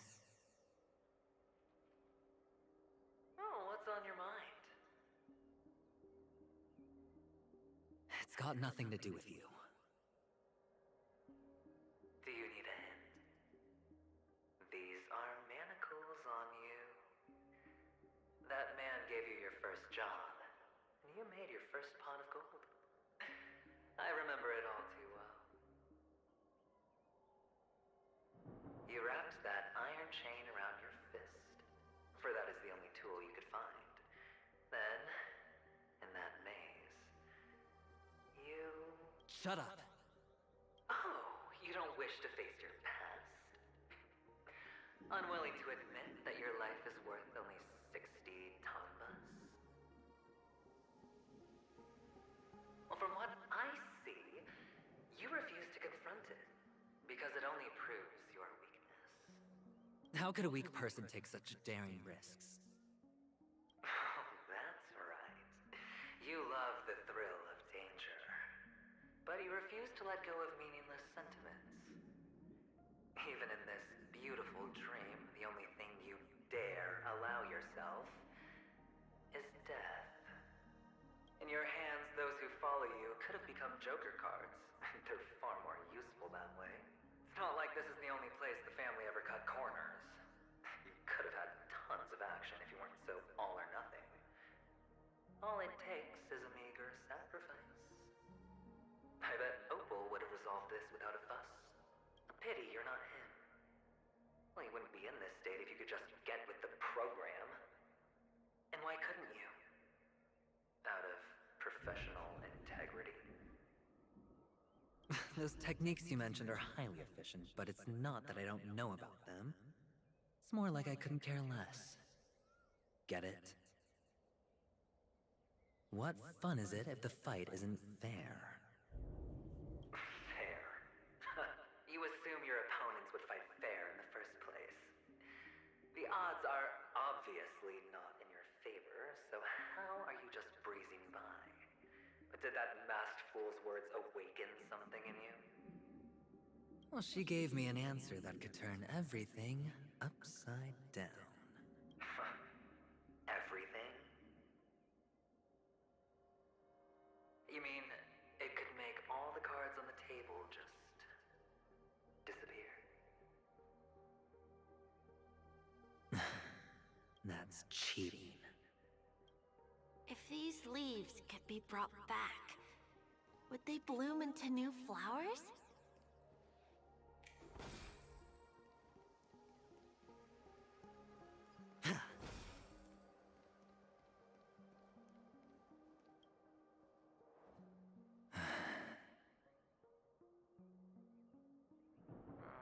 Your expression right now is hard to put into words.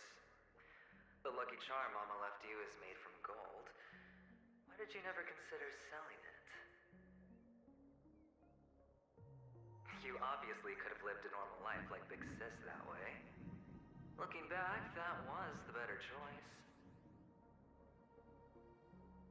Mama only left us with 2 pieces of jewelry. A necklace and a lucky charm. There won't ever be a 3rd piece. That's what you always say, but you actually regret it, don't you? That you didn't sell them. You can zip it if there's nothing to talk about. I know. You must remember what Big Sis told you. You're a child blessed by Gaiathra Triclops, and can lead the clan to happiness. So always remember to protect yourself and never resent the pain and poverty you're going through. The words still ring in your ears, don't they? You're a good kid, so you definitely won't have forgotten. So, you surely won't forget how tragic her last moments of life were. How the piercing laughter behind you felt like it was drilling into your heart. You ran away without looking back, just as she told you to. Tisk, tisk. A lifelong regret indeed. Enough! Do you not have anything better to talk about? Oh, shut me down like a champ! Well, I guess when it comes to mind games, this isn't exactly your first rodeo. I think I finally get you. And woo! You are nuts! In the end, I'll ruin this beautiful dream and create the grandest death. Well, you stuck to that start to finish. Think about it. There's a Stellaron in play, the fabulous Robin loses her voice, 2 unsolved murders, cryptic messages from a masked fool, and a chance to go head-to-head with Sunday himself. And the only thing to pique your interest is one word. The last word. A word that's right there at your fingertips. Death. But whose exactly?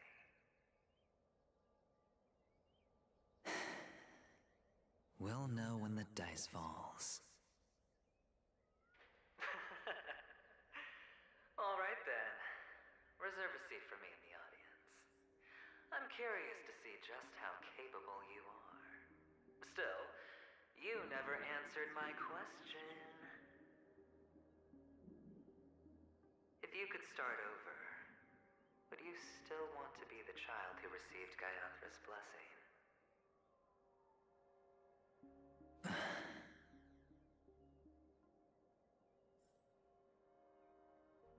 It's so quiet this time. Is he finally gone? Or am I the one about to disappear?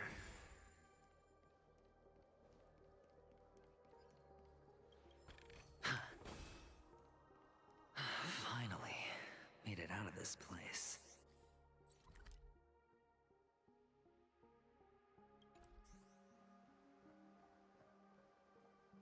We're going home?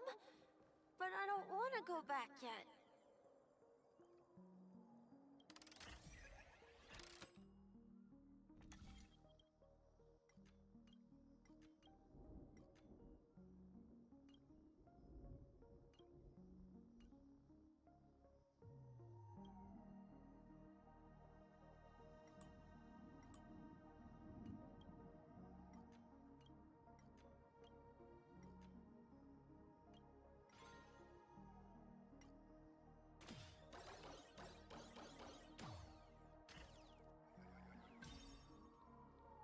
It's so fun here. I want to stay here forever.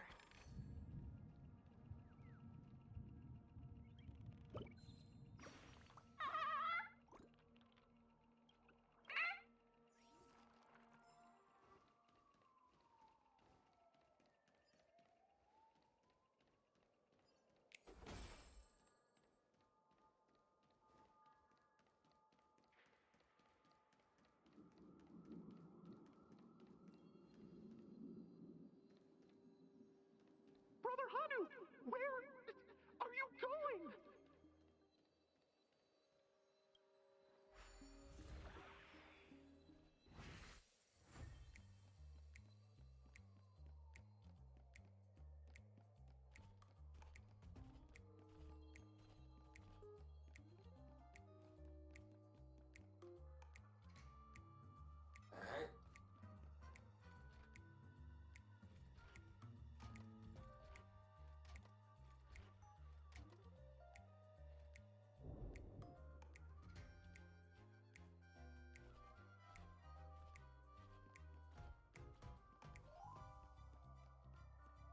There's only one place he can be going, whether it's in the past, present, or future.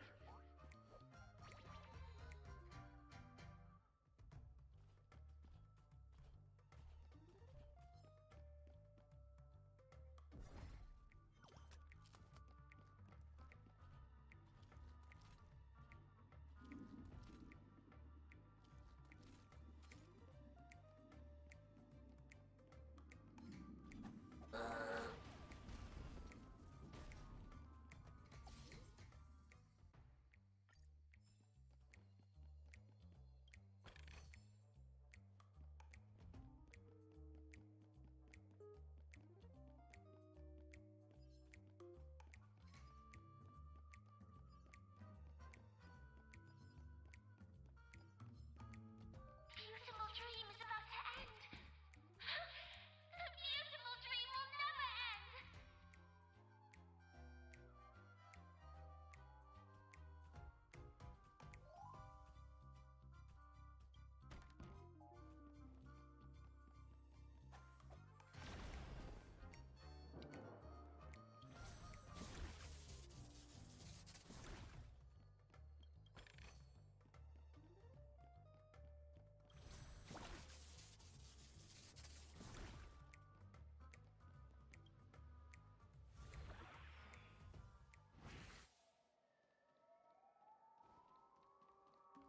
Mister, is that you? I hear the sound of leather shoes.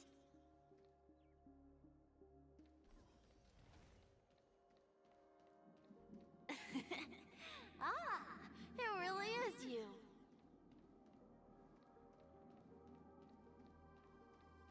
Feeling lucky.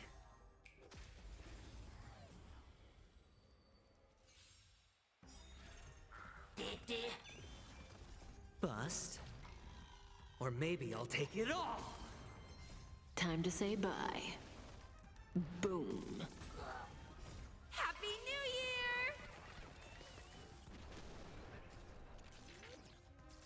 Year! Eternal. All will be swept away by the wind.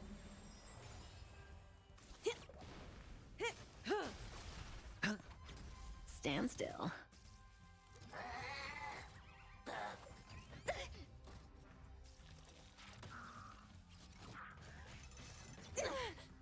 All in.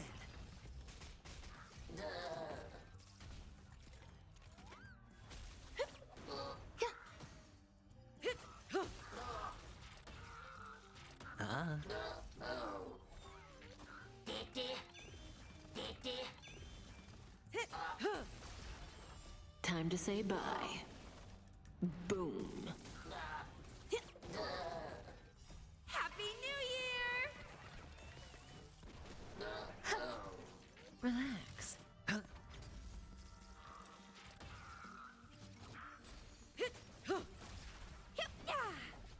Stand still.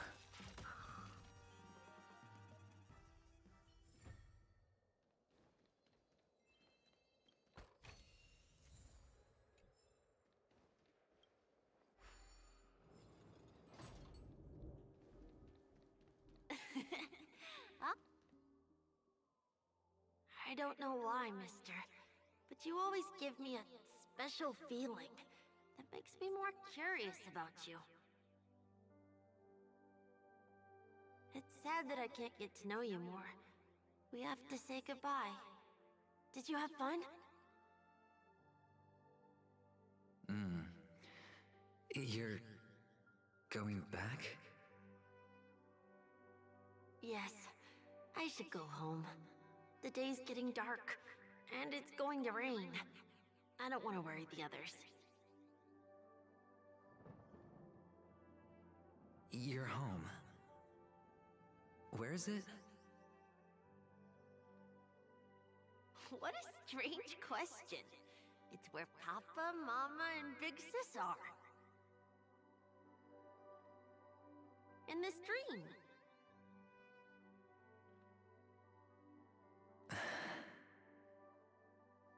This amusement park. This beautiful dream. They really are peaceful. Everyone loves it. But, mister, why don't you like it? Because they're not here. Where are they then?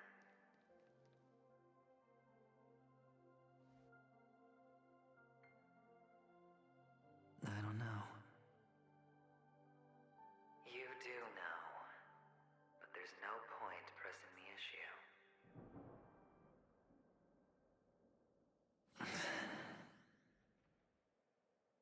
Admit it. You're tired.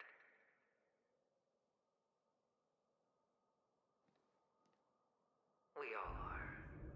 Which is why we chose to stay here. Me and him. Your past and future. How long will you stay? Forever.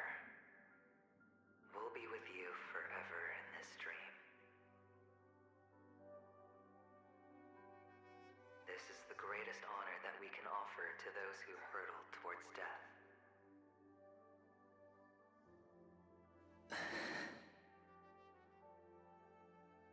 The road less traveled is less traveled for a reason. But you've never gone in any other direction. Your own life is the chip you're most eager to lay down. Always has been. You don't care who the real murderer is, and the Watchmaker's so-called legacy couldn't be more boring. What you want, what you need, is to be the smooth operator, the solid gold deal maker who doesn't waste a drop of sweat, even when he's up to his neck in danger, deep inside family territory. You want to be polished up, cuffed with red-hot chains, and spotlit center stage.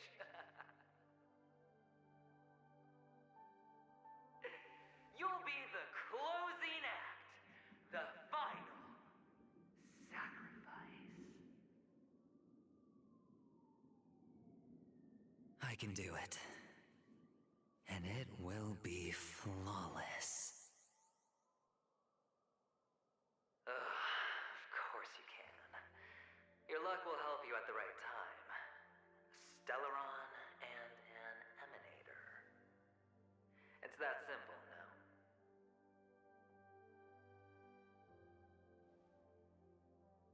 That way, the IPC will earn a place at the table. And as for you, you'll just happen to slip the leash, leave the rat race, extract yourself from this endless debacle. You'll have the freedom you've always dreamed of.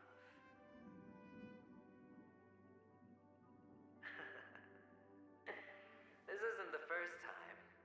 You've been an escape artist from day one. This fiasco started with a death, and its curtains will fall on another death.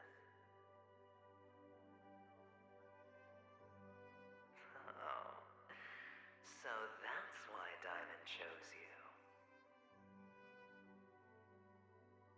He's just after Penacony. No matter the means, no matter the price. It's not personal.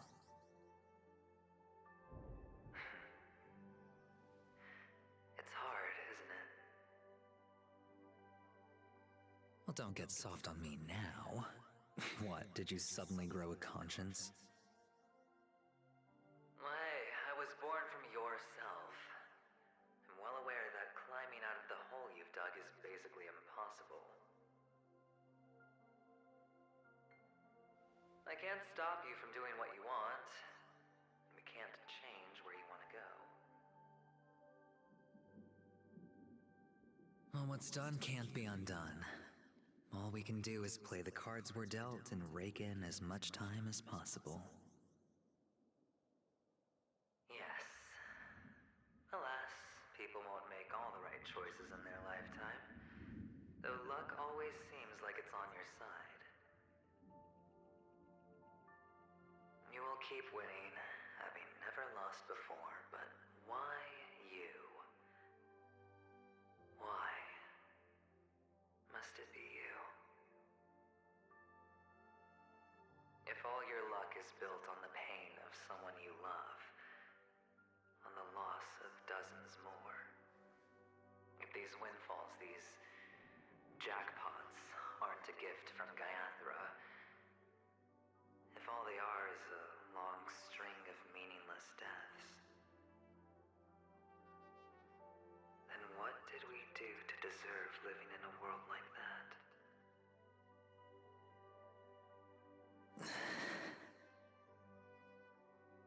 Well, maybe when I get to where I'm going and look back, I'll know what the trip was all about. Fine. Time to make a move, my friend. I'll be waiting up ahead. Say goodbye to the kid before you shuffle off.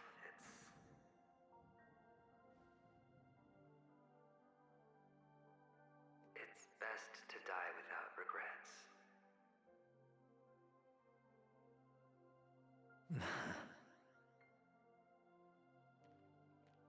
And now, only we are left. Can you take a photo for me? I want a memento. Sure. Come on.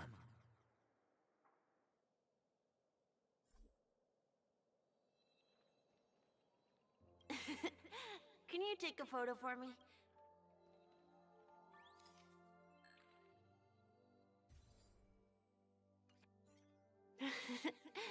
How nice. Now I can see what I look like too. Look at the lens when you're taking a photo the next time. Your expression will look more natural. Sure, I will. Then, mister, are you going back too? I can't leave yet. I still have a show to do. Oh, you're about to go on stage, aren't you? Let's go then. I'll take you to the stage. Sure. So you're an actor. No wonder your clothes are so stylish. I'm actually a merchant. But I do have a show to do. Are you the same as those men in black in the sky? But you're not wearing black. Only ordinary employees have to wear that. My position is much higher than theirs. Awesome. I hope I can become as good looking as you when I grow up. Of course you can. You'll be better and stronger than me.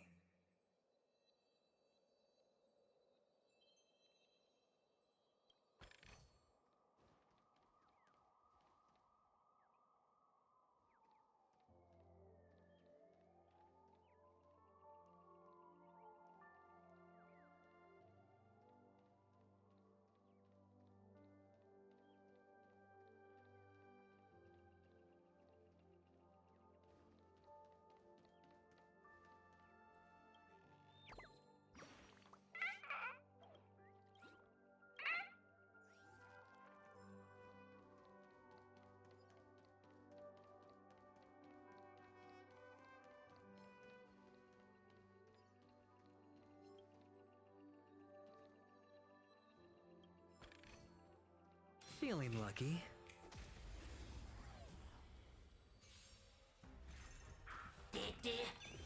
Eternal.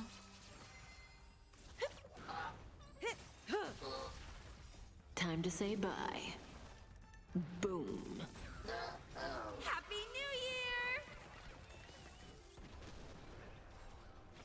Year! All will be swept away by the wind.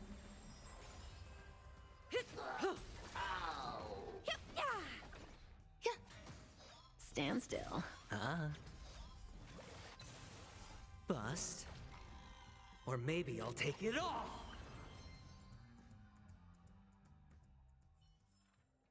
So you're an actor.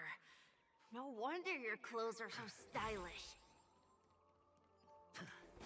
I'm actually a merchant. But I do have a show to do. Are you the same as those men in black in the sky? But you're not wearing black.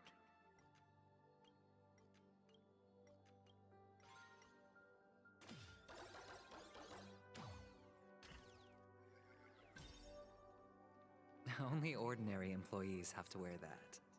My position is much higher than theirs. Awesome. I hope I can become as good looking as you when I grow up. Of course you can. Behind this curtain is the grand stage. It's almost time to go on stage. Are you ready? Good luck with your show. Thank you.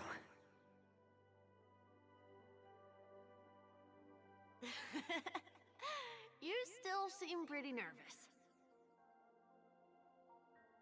Let's put our palms together.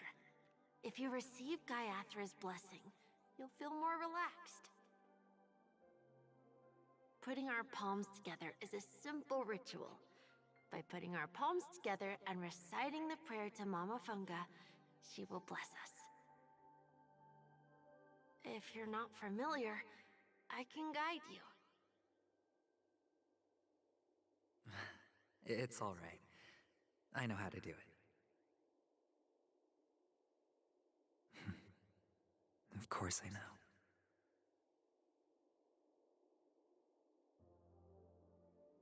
This is where we go our own way, Kakavasha. The catechins are coming. Why? The catechins have already taken all our money, food, and they killed our parents. What more do they want? Catechins are bloodthirsty, cruel, and insatiably greedy. They want everything only to end up with nothing. This is a trick, an act of revenge. Remember? Today is the day of the Kakava, and also your birthday. They know the Avgin will surely hold a festival today. With the aid of this rain, they will come to destroy our wagons and take everything they want. Little do the catechins know, this time we will fight back.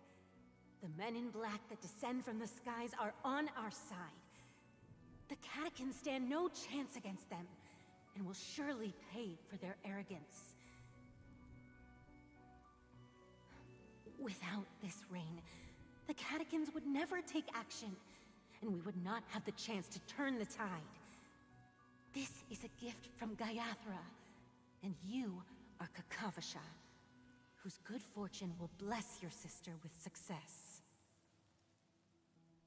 But people will die, and you will be in danger. How is that good fortune? Why are you all doing this? The Avgin always return their blood debts.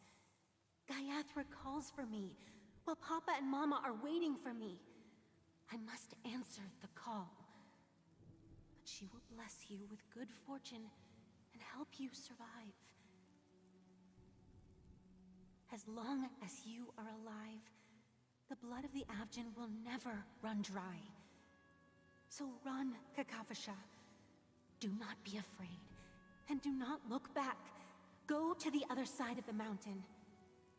The rain will accompany you, and the rain will bless you. As for us, we will reunite in Kakava's next aurora. May the goddess Gaiathra close her eyes 3 times. Keep your blood eternally pulsing. Let your journey be forever peaceful, and your schemes forever concealed. Farewell, Kakavasha.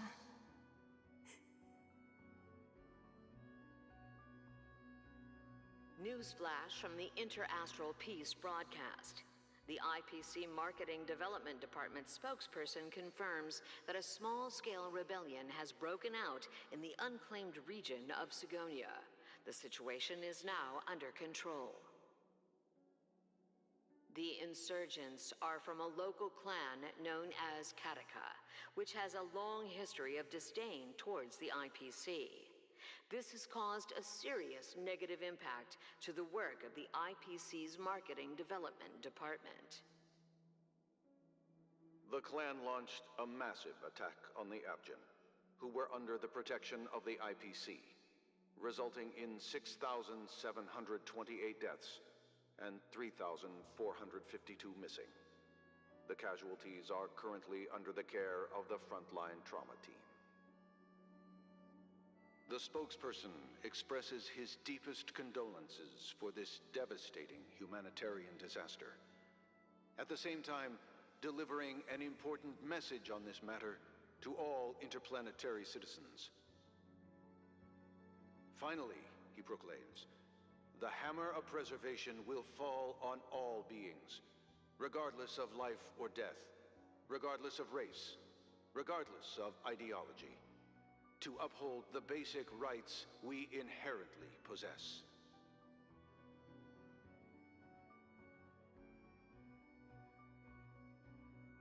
Kakavasha?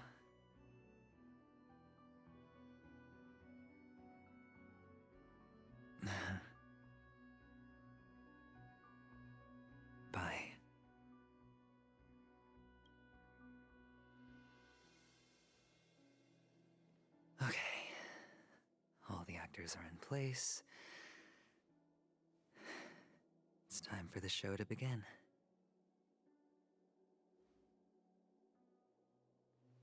This act is dedicated to you. I hope it'll be an unforgettable memory for you.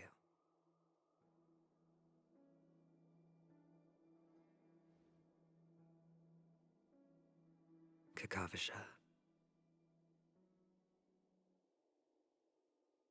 By the way, before you go, I have a personal question.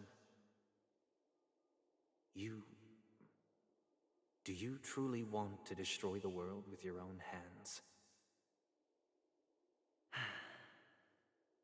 Let's assume, just assuming now, that every time I roll the dice, there's a possibility of achieving this particular outcome. Then I would be quite happy to make that wager.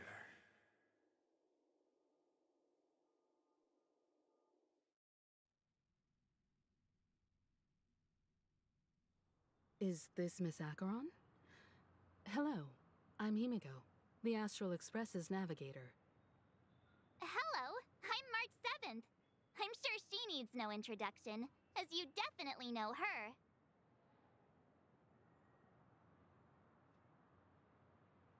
Hello? None of you seem surprised by my arrival. Since Welt has decided to travel with you, it means that he trusts you, and we trust his judgment. I envy your close friendships. Miss Acheron here doesn't present a danger, and she's of no threat to the Astral Express. Aventurine's prior accusation was based on nothing more than his own subjectivity. Which is why, before we continue working together, he has a duty to explain himself. You want to create a situation where all three parties are present? There must be some deeper meaning behind Aventurine's actions. I suspect he's been aware of Penacony's secret from the beginning and has been continuously strategizing to unveil it. In that sense, the Astral Express's role in his plans would be imperative. In the worst-case scenario, he may use us to do something unexpected. Assuming things do escalate to that stage, having an extra ally is a good insurance policy. Penacony has numerous factions, and the state of affairs is significantly more intricate than that of Belobog and the Xianzhou. You're talking weird again. But it's a good vibe. No matter what, we can't ignore the safety of Penacony. To solve the mystery of the Watchmaker, it is crucial to get the IPC's intel. The path ahead is fraught with danger. But what's trailblazing without a little danger? Sounds like we've reached a consensus. Now, Miss Acheron?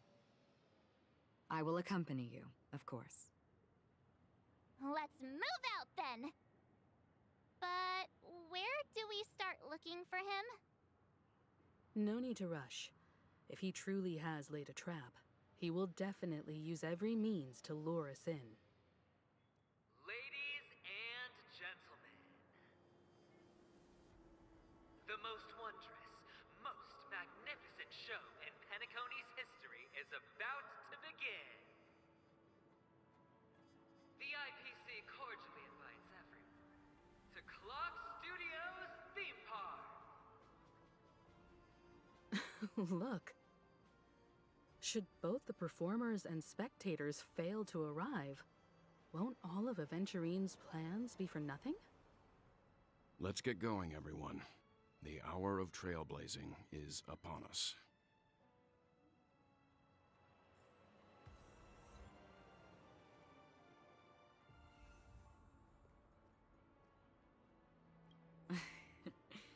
I envy your close friendships. Let's get going, everyone. The hour of trailblazing. To solve the mystery of the Watchmaker, it is crucial to... I have a bad feeling that something big's gonna go down. Are you ready? Let's waste no time and head to the theme park then.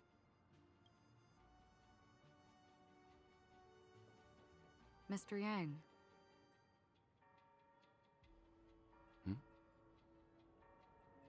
Why did you not tell your companions about my true identity?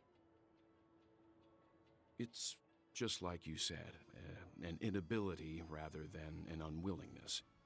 Plus, it's a long story, not something that can be summed up in a few words. But I chose to believe you, and my trust in you stems more from my own personal judgment. I also believe that if it were their choice to make, they would make the same one. Thank you. I'm grateful. To reciprocate, in the upcoming confrontation, if the odds aren't in the Astral Express's favor, I will stand with you, if my meager strength is required.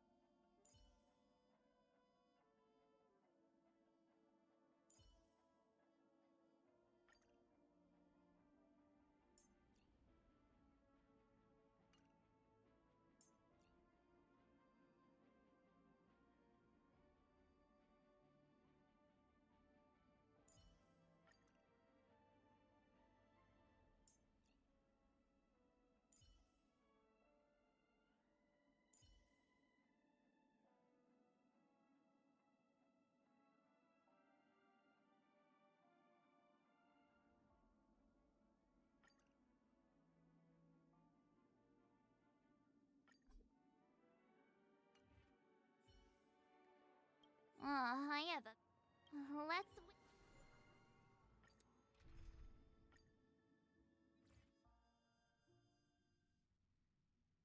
We're back here again. Aventurine actually chose a really conspicuous location. That guy's really taking it to a whole new level. Does he really think he's a superstar or something? Not a soul in sight. The hounds drove out the visitors, and now their whereabouts are unknown too. Everyone, pay attention. The other party has obviously come prepared.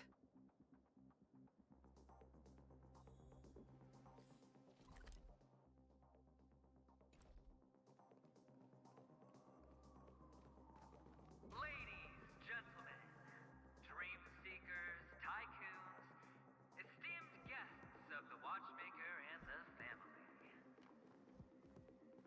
Also not forgetting the nameless of the renowned Astral Express. Welcome to the Interastral Peace Corporation live show!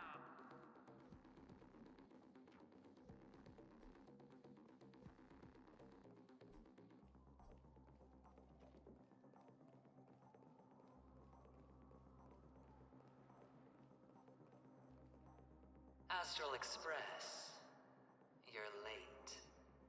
And this, unsought guest. We've kept your appointment, Mr. Aventurine. It is customary to show yourself as well. I will, naturally. But before that, I've got to introduce our guest of honor. Everyone, give it up for Miss Delaron!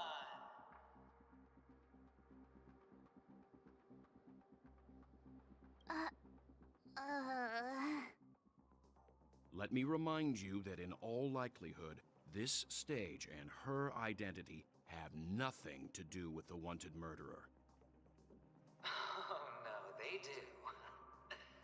Of course they do. Otherwise, why would I work so hard to gain your trust and then invite you all here? Because she's the only one who saw all 3 homicides. She is the key to proving that the family's death does not exist in Dream's promise is nothing but a sham! 3 homicides? That's right, madam. The 3rd one is about to happen right now, right here, in Clock Studios theme park. A truly grand death. You, and you. All of you are going to die. And it's all because of you, Miss Stellaron. You will become the personification of death.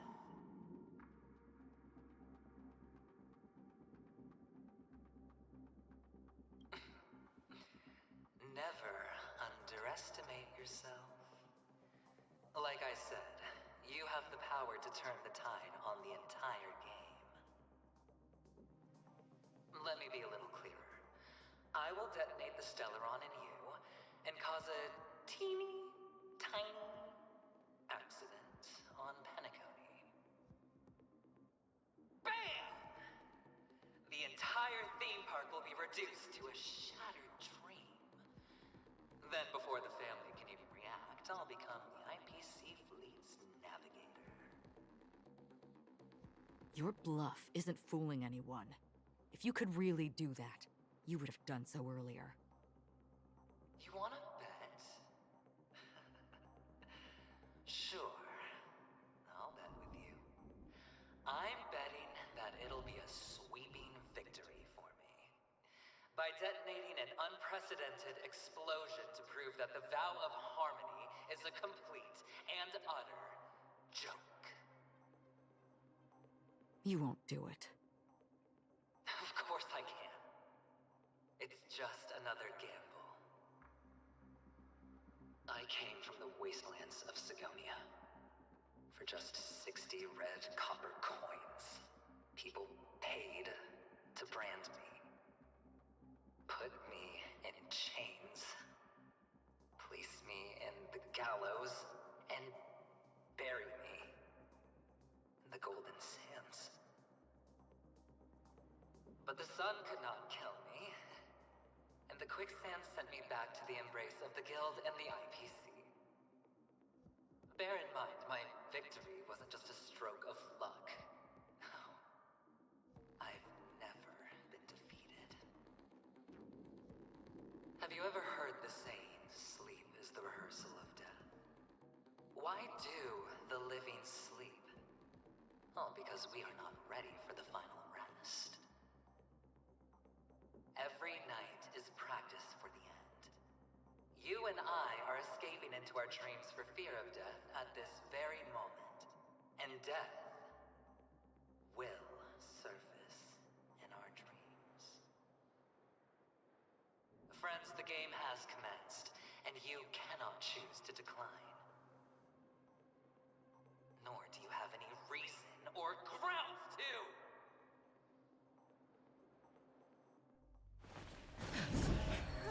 The dice are cast. Ladies and gentlemen, ready to unveil your cards? The architect's flawed stone. Of no value at all. I'm putting down the bet. I'm taking the gamble. I'm claiming the win. I'll invade spin the wheel, a daring gamble. Walking the brink of death for rebirth. Oh, for the Emperor Lord! All right. Let's see who has the last laugh. Let the game begin! Don't move, okay?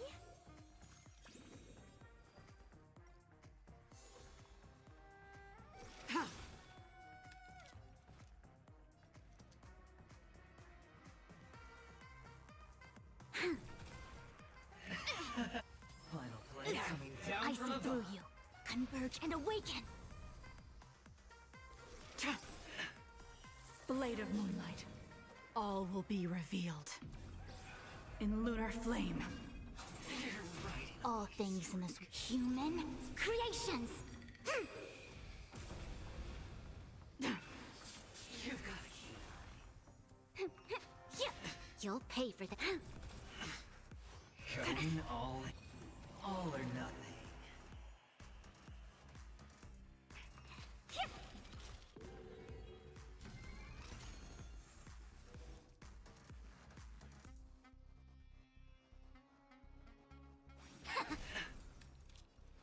Lend me your strength. We've entered the storm. To guard and defend, crush them. Let's play. Can you find the answer? You've got Let's play. Feeling spiffy? Ready for... Prepare for some hard luck. Yin and yang. This battle is unavoidable. Lend me your strength. A quick divination together as one. Don't move. Stand. You're riding a Blade of moonlight. All will be revealed. In lunar flame.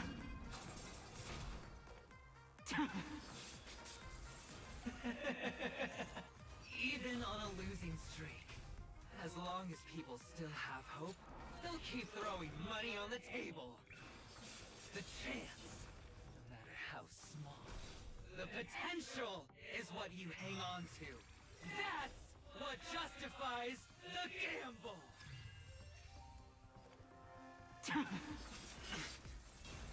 Final play coming down from above. And yang. Everlasting serendipity!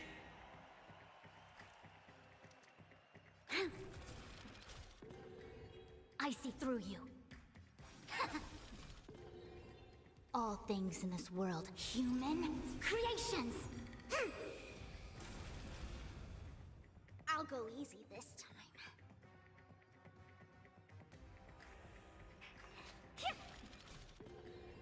Tedious.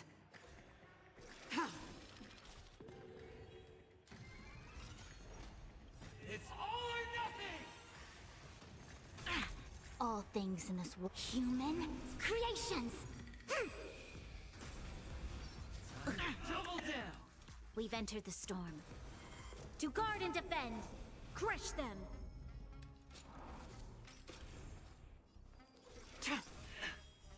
Blade of moonlight. All will be revealed. In lunar flame. Yin and yang. You've got Let's play for a while. Don't move. Together as one. Prepare for some hard luck. Scoundrels on board!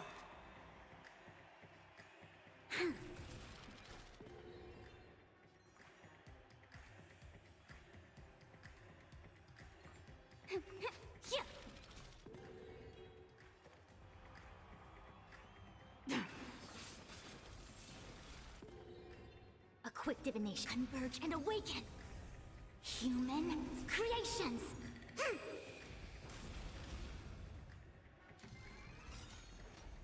It's all or nothing! Yin and yang. All things in this world, human creations. Everybody's like that, down to the last player. So why can't I be happy too? Why can't I feel that free?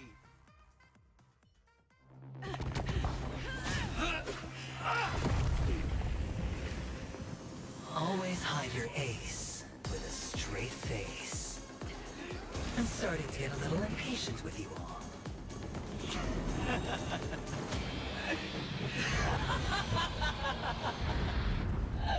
Friends, to fully relish this, I'm betting every last chip. Only by casting aside reason does one truly gamble.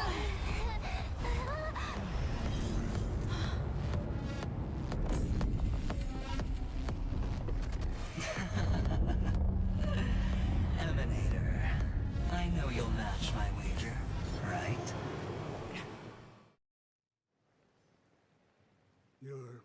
Leaving?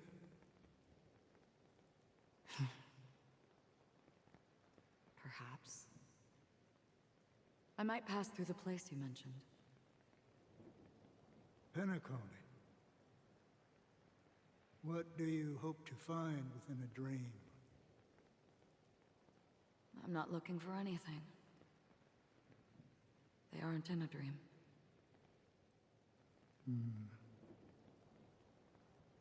I'm afraid the family will not open the doors for you. Why? Because the path you walk is not accepted by the Harmony. Even if that's not what I want. Precisely because it's not what you want. Because they are not like other eons. They have never glanced at anyone, and they never need to.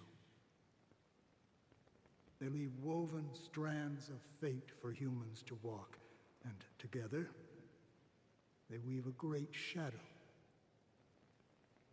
And this shadow silently envelops them. There are always those who rise from the shadows.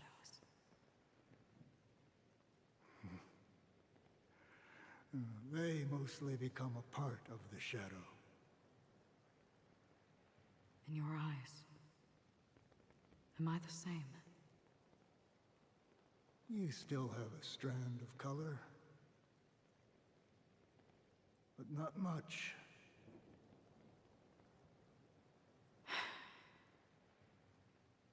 That is enough. Before they vanish completely, I will reach the Nihility's end.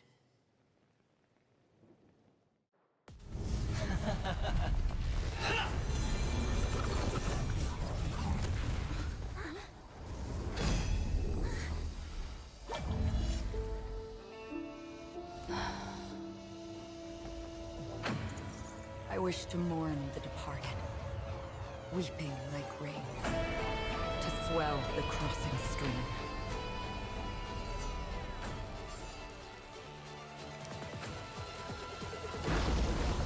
As the tide arrives, leading you back home.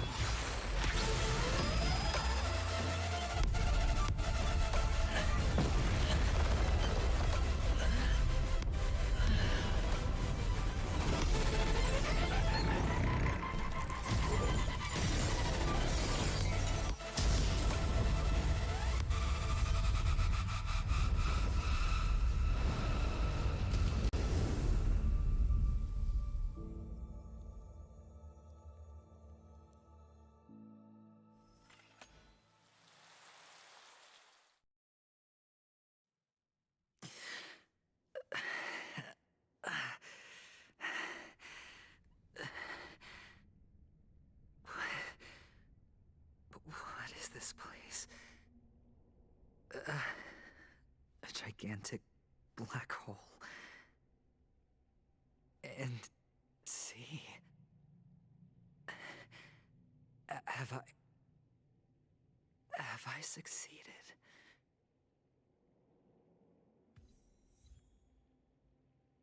Welcome to this sad world, Kakavasha.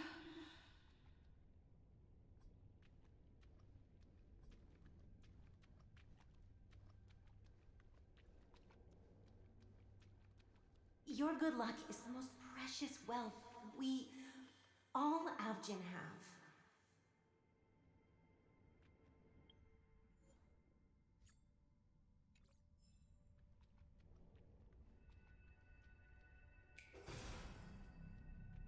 You came out alive after 2 days. It proves that you are the real deal. Wealth, status, power. The IPC will give you whatever you want, even what you don't want. As for us, we will reunite in Kakava's next Aurora.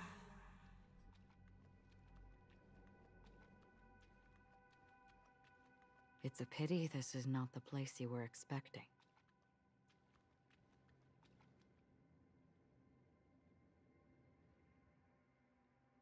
Melody. Is it? Perhaps to you, I am just an emanator who's hiding her identity. But the sleeping and shapeless never glance at anyone. They have no face, no form, and even less of a will to speak. The nihility envelops everyone equally. Only some who have gone under their shadow can go farther, tainting themselves with more nihility. That's all. That's all. My friend, you really leave me at a loss for words. So, is this my final destination? The land of the dead? This is all but a fleeting dream. One of the thousands of manifestations of IX. Under the watchful eye of nihility, we momentarily linger here before moving on to our own paths. It seems that my death has already been determined. Even if you wish for it, I can't promise you anything. Now that you've accomplished your goal, I think you can be a little more forthcoming. What do you mean? Your performance at the theme park was wonderful and grandiose. A simple yet practical technique that fooled almost everyone. No one would have ever thought that you would have gone to such lengths, even staking your life just to prove a fact that had seemingly been disproved long ago. Real death does not exist in Penacony's dreamscape. Why would I do this? Because this is the only way you can uncover a secret that is even more unspeakable than the serial murders. To use this dream death to get there. To that promised land people constantly seek in this grand gathering. Penacony. The legacy of the Watchmaker. The true land of exile. How did you find out? I never imagined that something I learned about unexpectedly would become the key to connecting everything. It's our Stellaron friend's identity, isn't it? I see you're in the know. Let's just say I'd put money on the possibility. The murder isn't nearly enough to disrupt business as usual. Even if there were 1 or 2 murders on Penacony, most people wouldn't be personally affected. And that won't create any waves. This dream of theirs isn't a boundless sea. It's a lonely island. The family used the Harmony to build a high wall and isolate them from the vast and treacherous ocean of the outside world. That barrier they built keeps death out. But it also keeps the secrets that are lost in that watery abyss from floating to the surface. In a beautiful dream, free of suffering, who would want to go fishing for those secrets? No one. Unless someone goes to the other side of the barrier and lives to tell the tale. Someone already has. I got the idea early on, chewing on that masked fool's little hint. If a mute isn't someone who cannot make a sound, then it has to be someone who cannot speak. Someone who survived the treacherous depths, but is unable to take the stage and speak the truth. Well, I'm happy to know she's safe and sound, and still on Penacony. Hint? Is that not proof? Well, proof is the one thing I don't have. The only thing that can prove these conjectures is for the family to come clean. And with the way they buttered up these outsiders, it seems pretty clear they're intent on covering their tracks. But you don't need proof to have a suspicion. And for me, suspicion is enough. I didn't need to find the Memory Zone meme. I just needed for someone to kill me like it killed that silver-haired girl. You don't sound very confident to me. Going out of your way to make citywide broadcasts in an attempt to involve more people. You are simply betting on the possibility of someone being able to break down the barrier. You're very lucky that fate has decided to let us cross paths. I happen to be equipped with a very sharp blade. Sharp enough to slice through the veil of dreams. I can also carve the Harmony's brand off of you. You possess great cunning, deliberately setting us up to be on opposing sides, constantly repeating the words of the Emanator in front of others, leaving me no choice but to draw my blade against you. And that's how you win. Opportunity and strategy, both are essential. And in your plans, the IPC always wins. Even if you lose the bet. To the family, the life of an ambassador is still invaluable. Well, it's a huge gamble, isn't it? But allow me to point out a mistake. The IPC's success is not guaranteed. I, unfortunately, have no contingencies for such an important matter. Detonating a Stellaron. I can't do it. The Aventurine Stone is too broken to even safeguard my escape from the stage. If, at the end of the day, you did not unsheath your blade, I would have lost the bet. It is pointless to discuss what-ifs. You have won. Your prize is an entry ticket into that deep sea. And after this, whether you can return from the abyss is another gamble of yours. Have you never wavered? Wavered? Of course I have. But I can only bank on my own good fortune. Because other than that,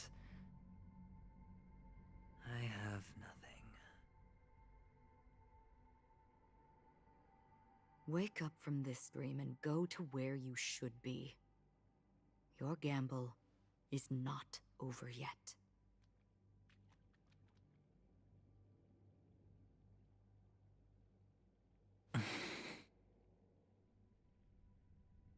Before we part,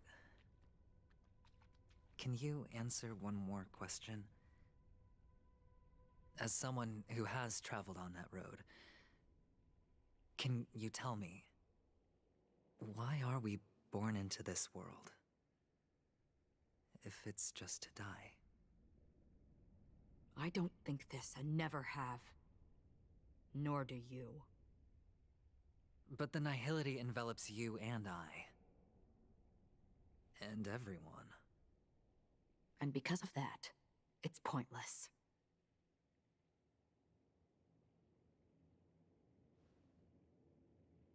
But it is still there. If the dice of fate are always weighted, then that is our destiny. Why, then, do we struggle against it? My answer might not be able to resolve your confusion, because it has been with you throughout your journey and is already a part of your life.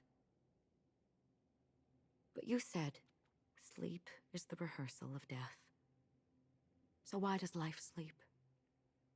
Because we are not ready to welcome death. So you can definitely understand why we want to be prepared. Even if the ending has been predetermined, that's fine. There are countless things that humans cannot change. But before the end, there are many things that humans can do while on their journey. And because of this, the end will thus reveal a completely different meaning. Take a good look at your pocket. Your friend has already given you the answer. Good luck.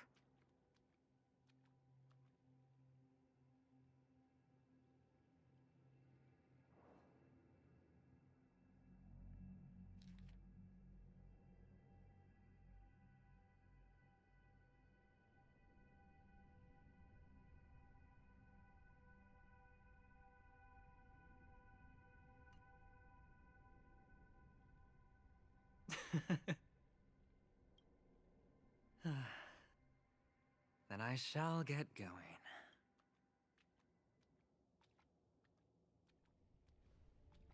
Mister? You're leaving? You ultimately chose to leave this dreamscape?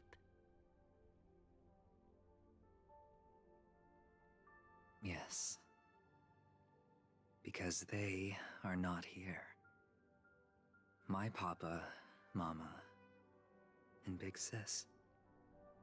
Then where are they? They are in a place where everyone will go. A very, very distant place. Then are you going to? I'll get there one day. But not now. There will come a day when the sky will drizzle, and I will hear the call of Gaiathra Triclops, and know that it is time for me to go, and be reunited with my family. So, until that time comes, I should be preparing. Preparing for what? Well, preparing to face them, Kakavasha, and to make them proud. I know you'll be able to do it. Good luck. Well, of course. For I am a child who received the blessing of Gaiathra Triclops.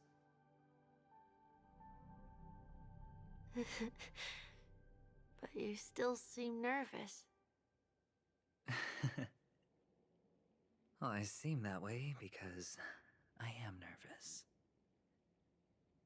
You know what? Maybe you can help. What do you say? One last time? Put our palms together?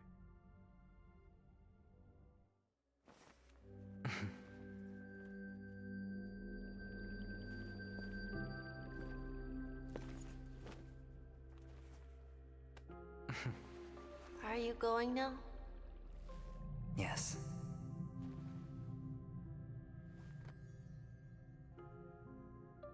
May the Mother Goddess thrice close her eyes for you, keeping your blood eternally pulsing. May your journey be forever peaceful, and your schemes forever concealed.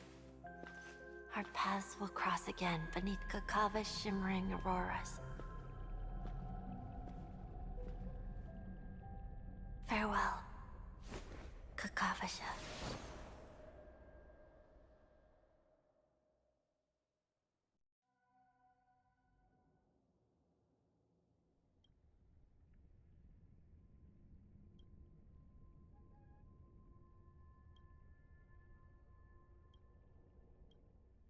The light of the Aventurine Stone has disappeared.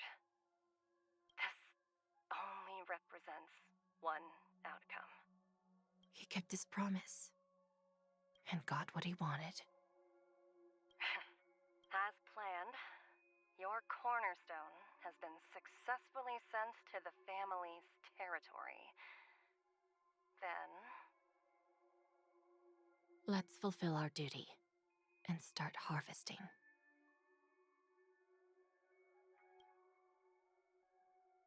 I come for an audience.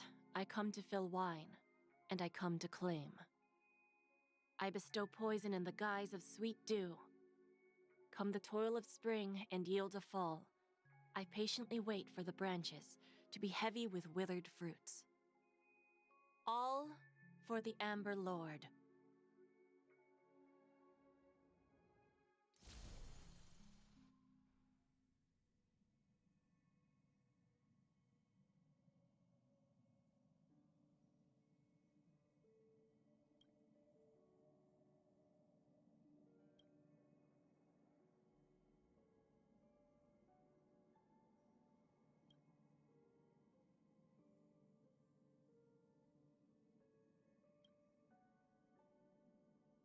You're awake. I've been waiting on you for quite a while. crevice between dreams. You've met me before. I'm Sam, a Stellaron hunter. I originally planned on showing up earlier to reveal some truths to you. But I encountered more roadblocks than expected. 11 times I've tried, but ended in failure. Before I knew it, this world and I became too intertwined, and it became too difficult to escape the constraints of the script. Elio is right. In this land of the dreams, you and I will reap unforgettable gains. I don't know people's hearts as well as he and Kafka do. Nor do I have a specialty like Silverwolf and Blade. Most of the things that I'm good at only apply to villains who need no mercy. So, there is only one method that I use. This is to show you.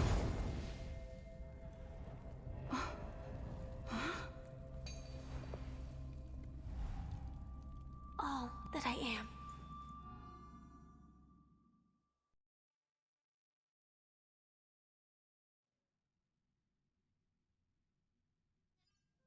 Labyrinth-like corridors and halls? Traps everywhere? The owner of this mansion must be a bit paranoid.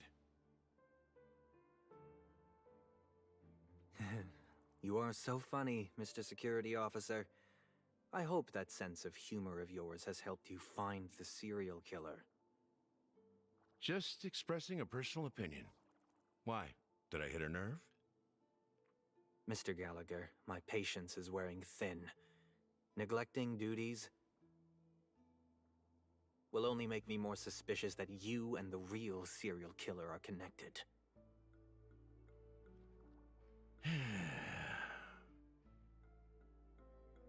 Scoundrel, punk, drunk, hooligan. I have heard this trash talk all too often. But I have never once thought that I'd be treated as an accomplice to a murderer. I take back what I said. Your problem isn't paranoia. You're just crazy, you know? Lunatic.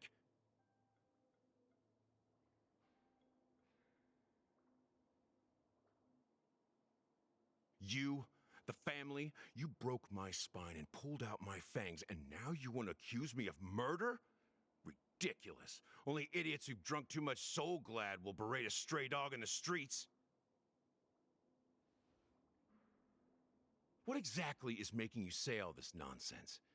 You should be more concerned about the Outworld visitors who are making a scene in the theme park than me. I don't need you to remind me. Once that ambassador walks through the doors of the mansion, I will know what he wants. My servants see everything. His little magic tricks may have fooled me, but no matter. I'm happy to see how it's turned out. Why do you think that I just let him go? And why do you think I emptied the theme park stage? Because my target from the beginning has always been you, Hound. The more noise he makes, the more opportunities I have to make you and your true master pay in blood. If I were really the murderer, why would you need to be so secretive? Ha! I forgot. You also have a difficult master to serve, telling you to ignore the murder case and focus solely on that Charmony festival. Isn't that right, my brother? Looks like your disguise has helped you successfully understand every facet of the family. Disguise? You must be blind to be accusing me of being a fake. Open your eyes and take a good look.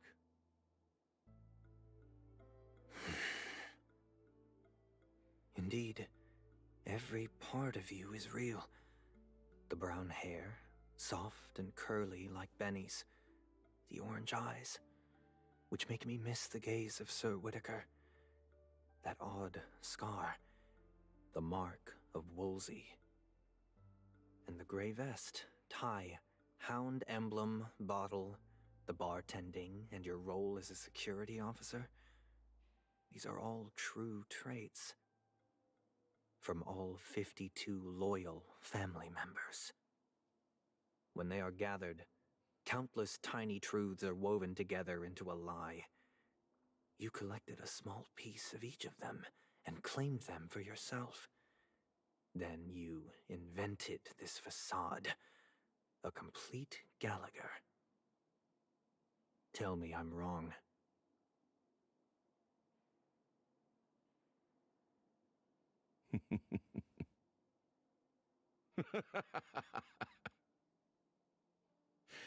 You have guts, I'll give you that. Not bad. I severely underestimated you. Admirable. But so what? Can this prove that I murdered your sister and that stowaway? This proves that you and the Memory Zone meme death are linked. And that's enough. Listen up. I don't care how you did it. I only care about one thing. The answer to a question.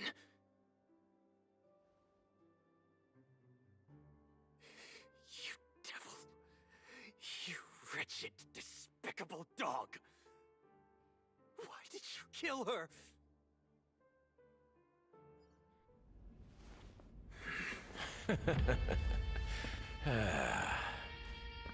You know, in the thick of things, people are blind to the grit in their eyes. Yet they can always feel it scratch. Want the answer? I'll give it to you. The whole thing is just fate playing a cruel joke on us.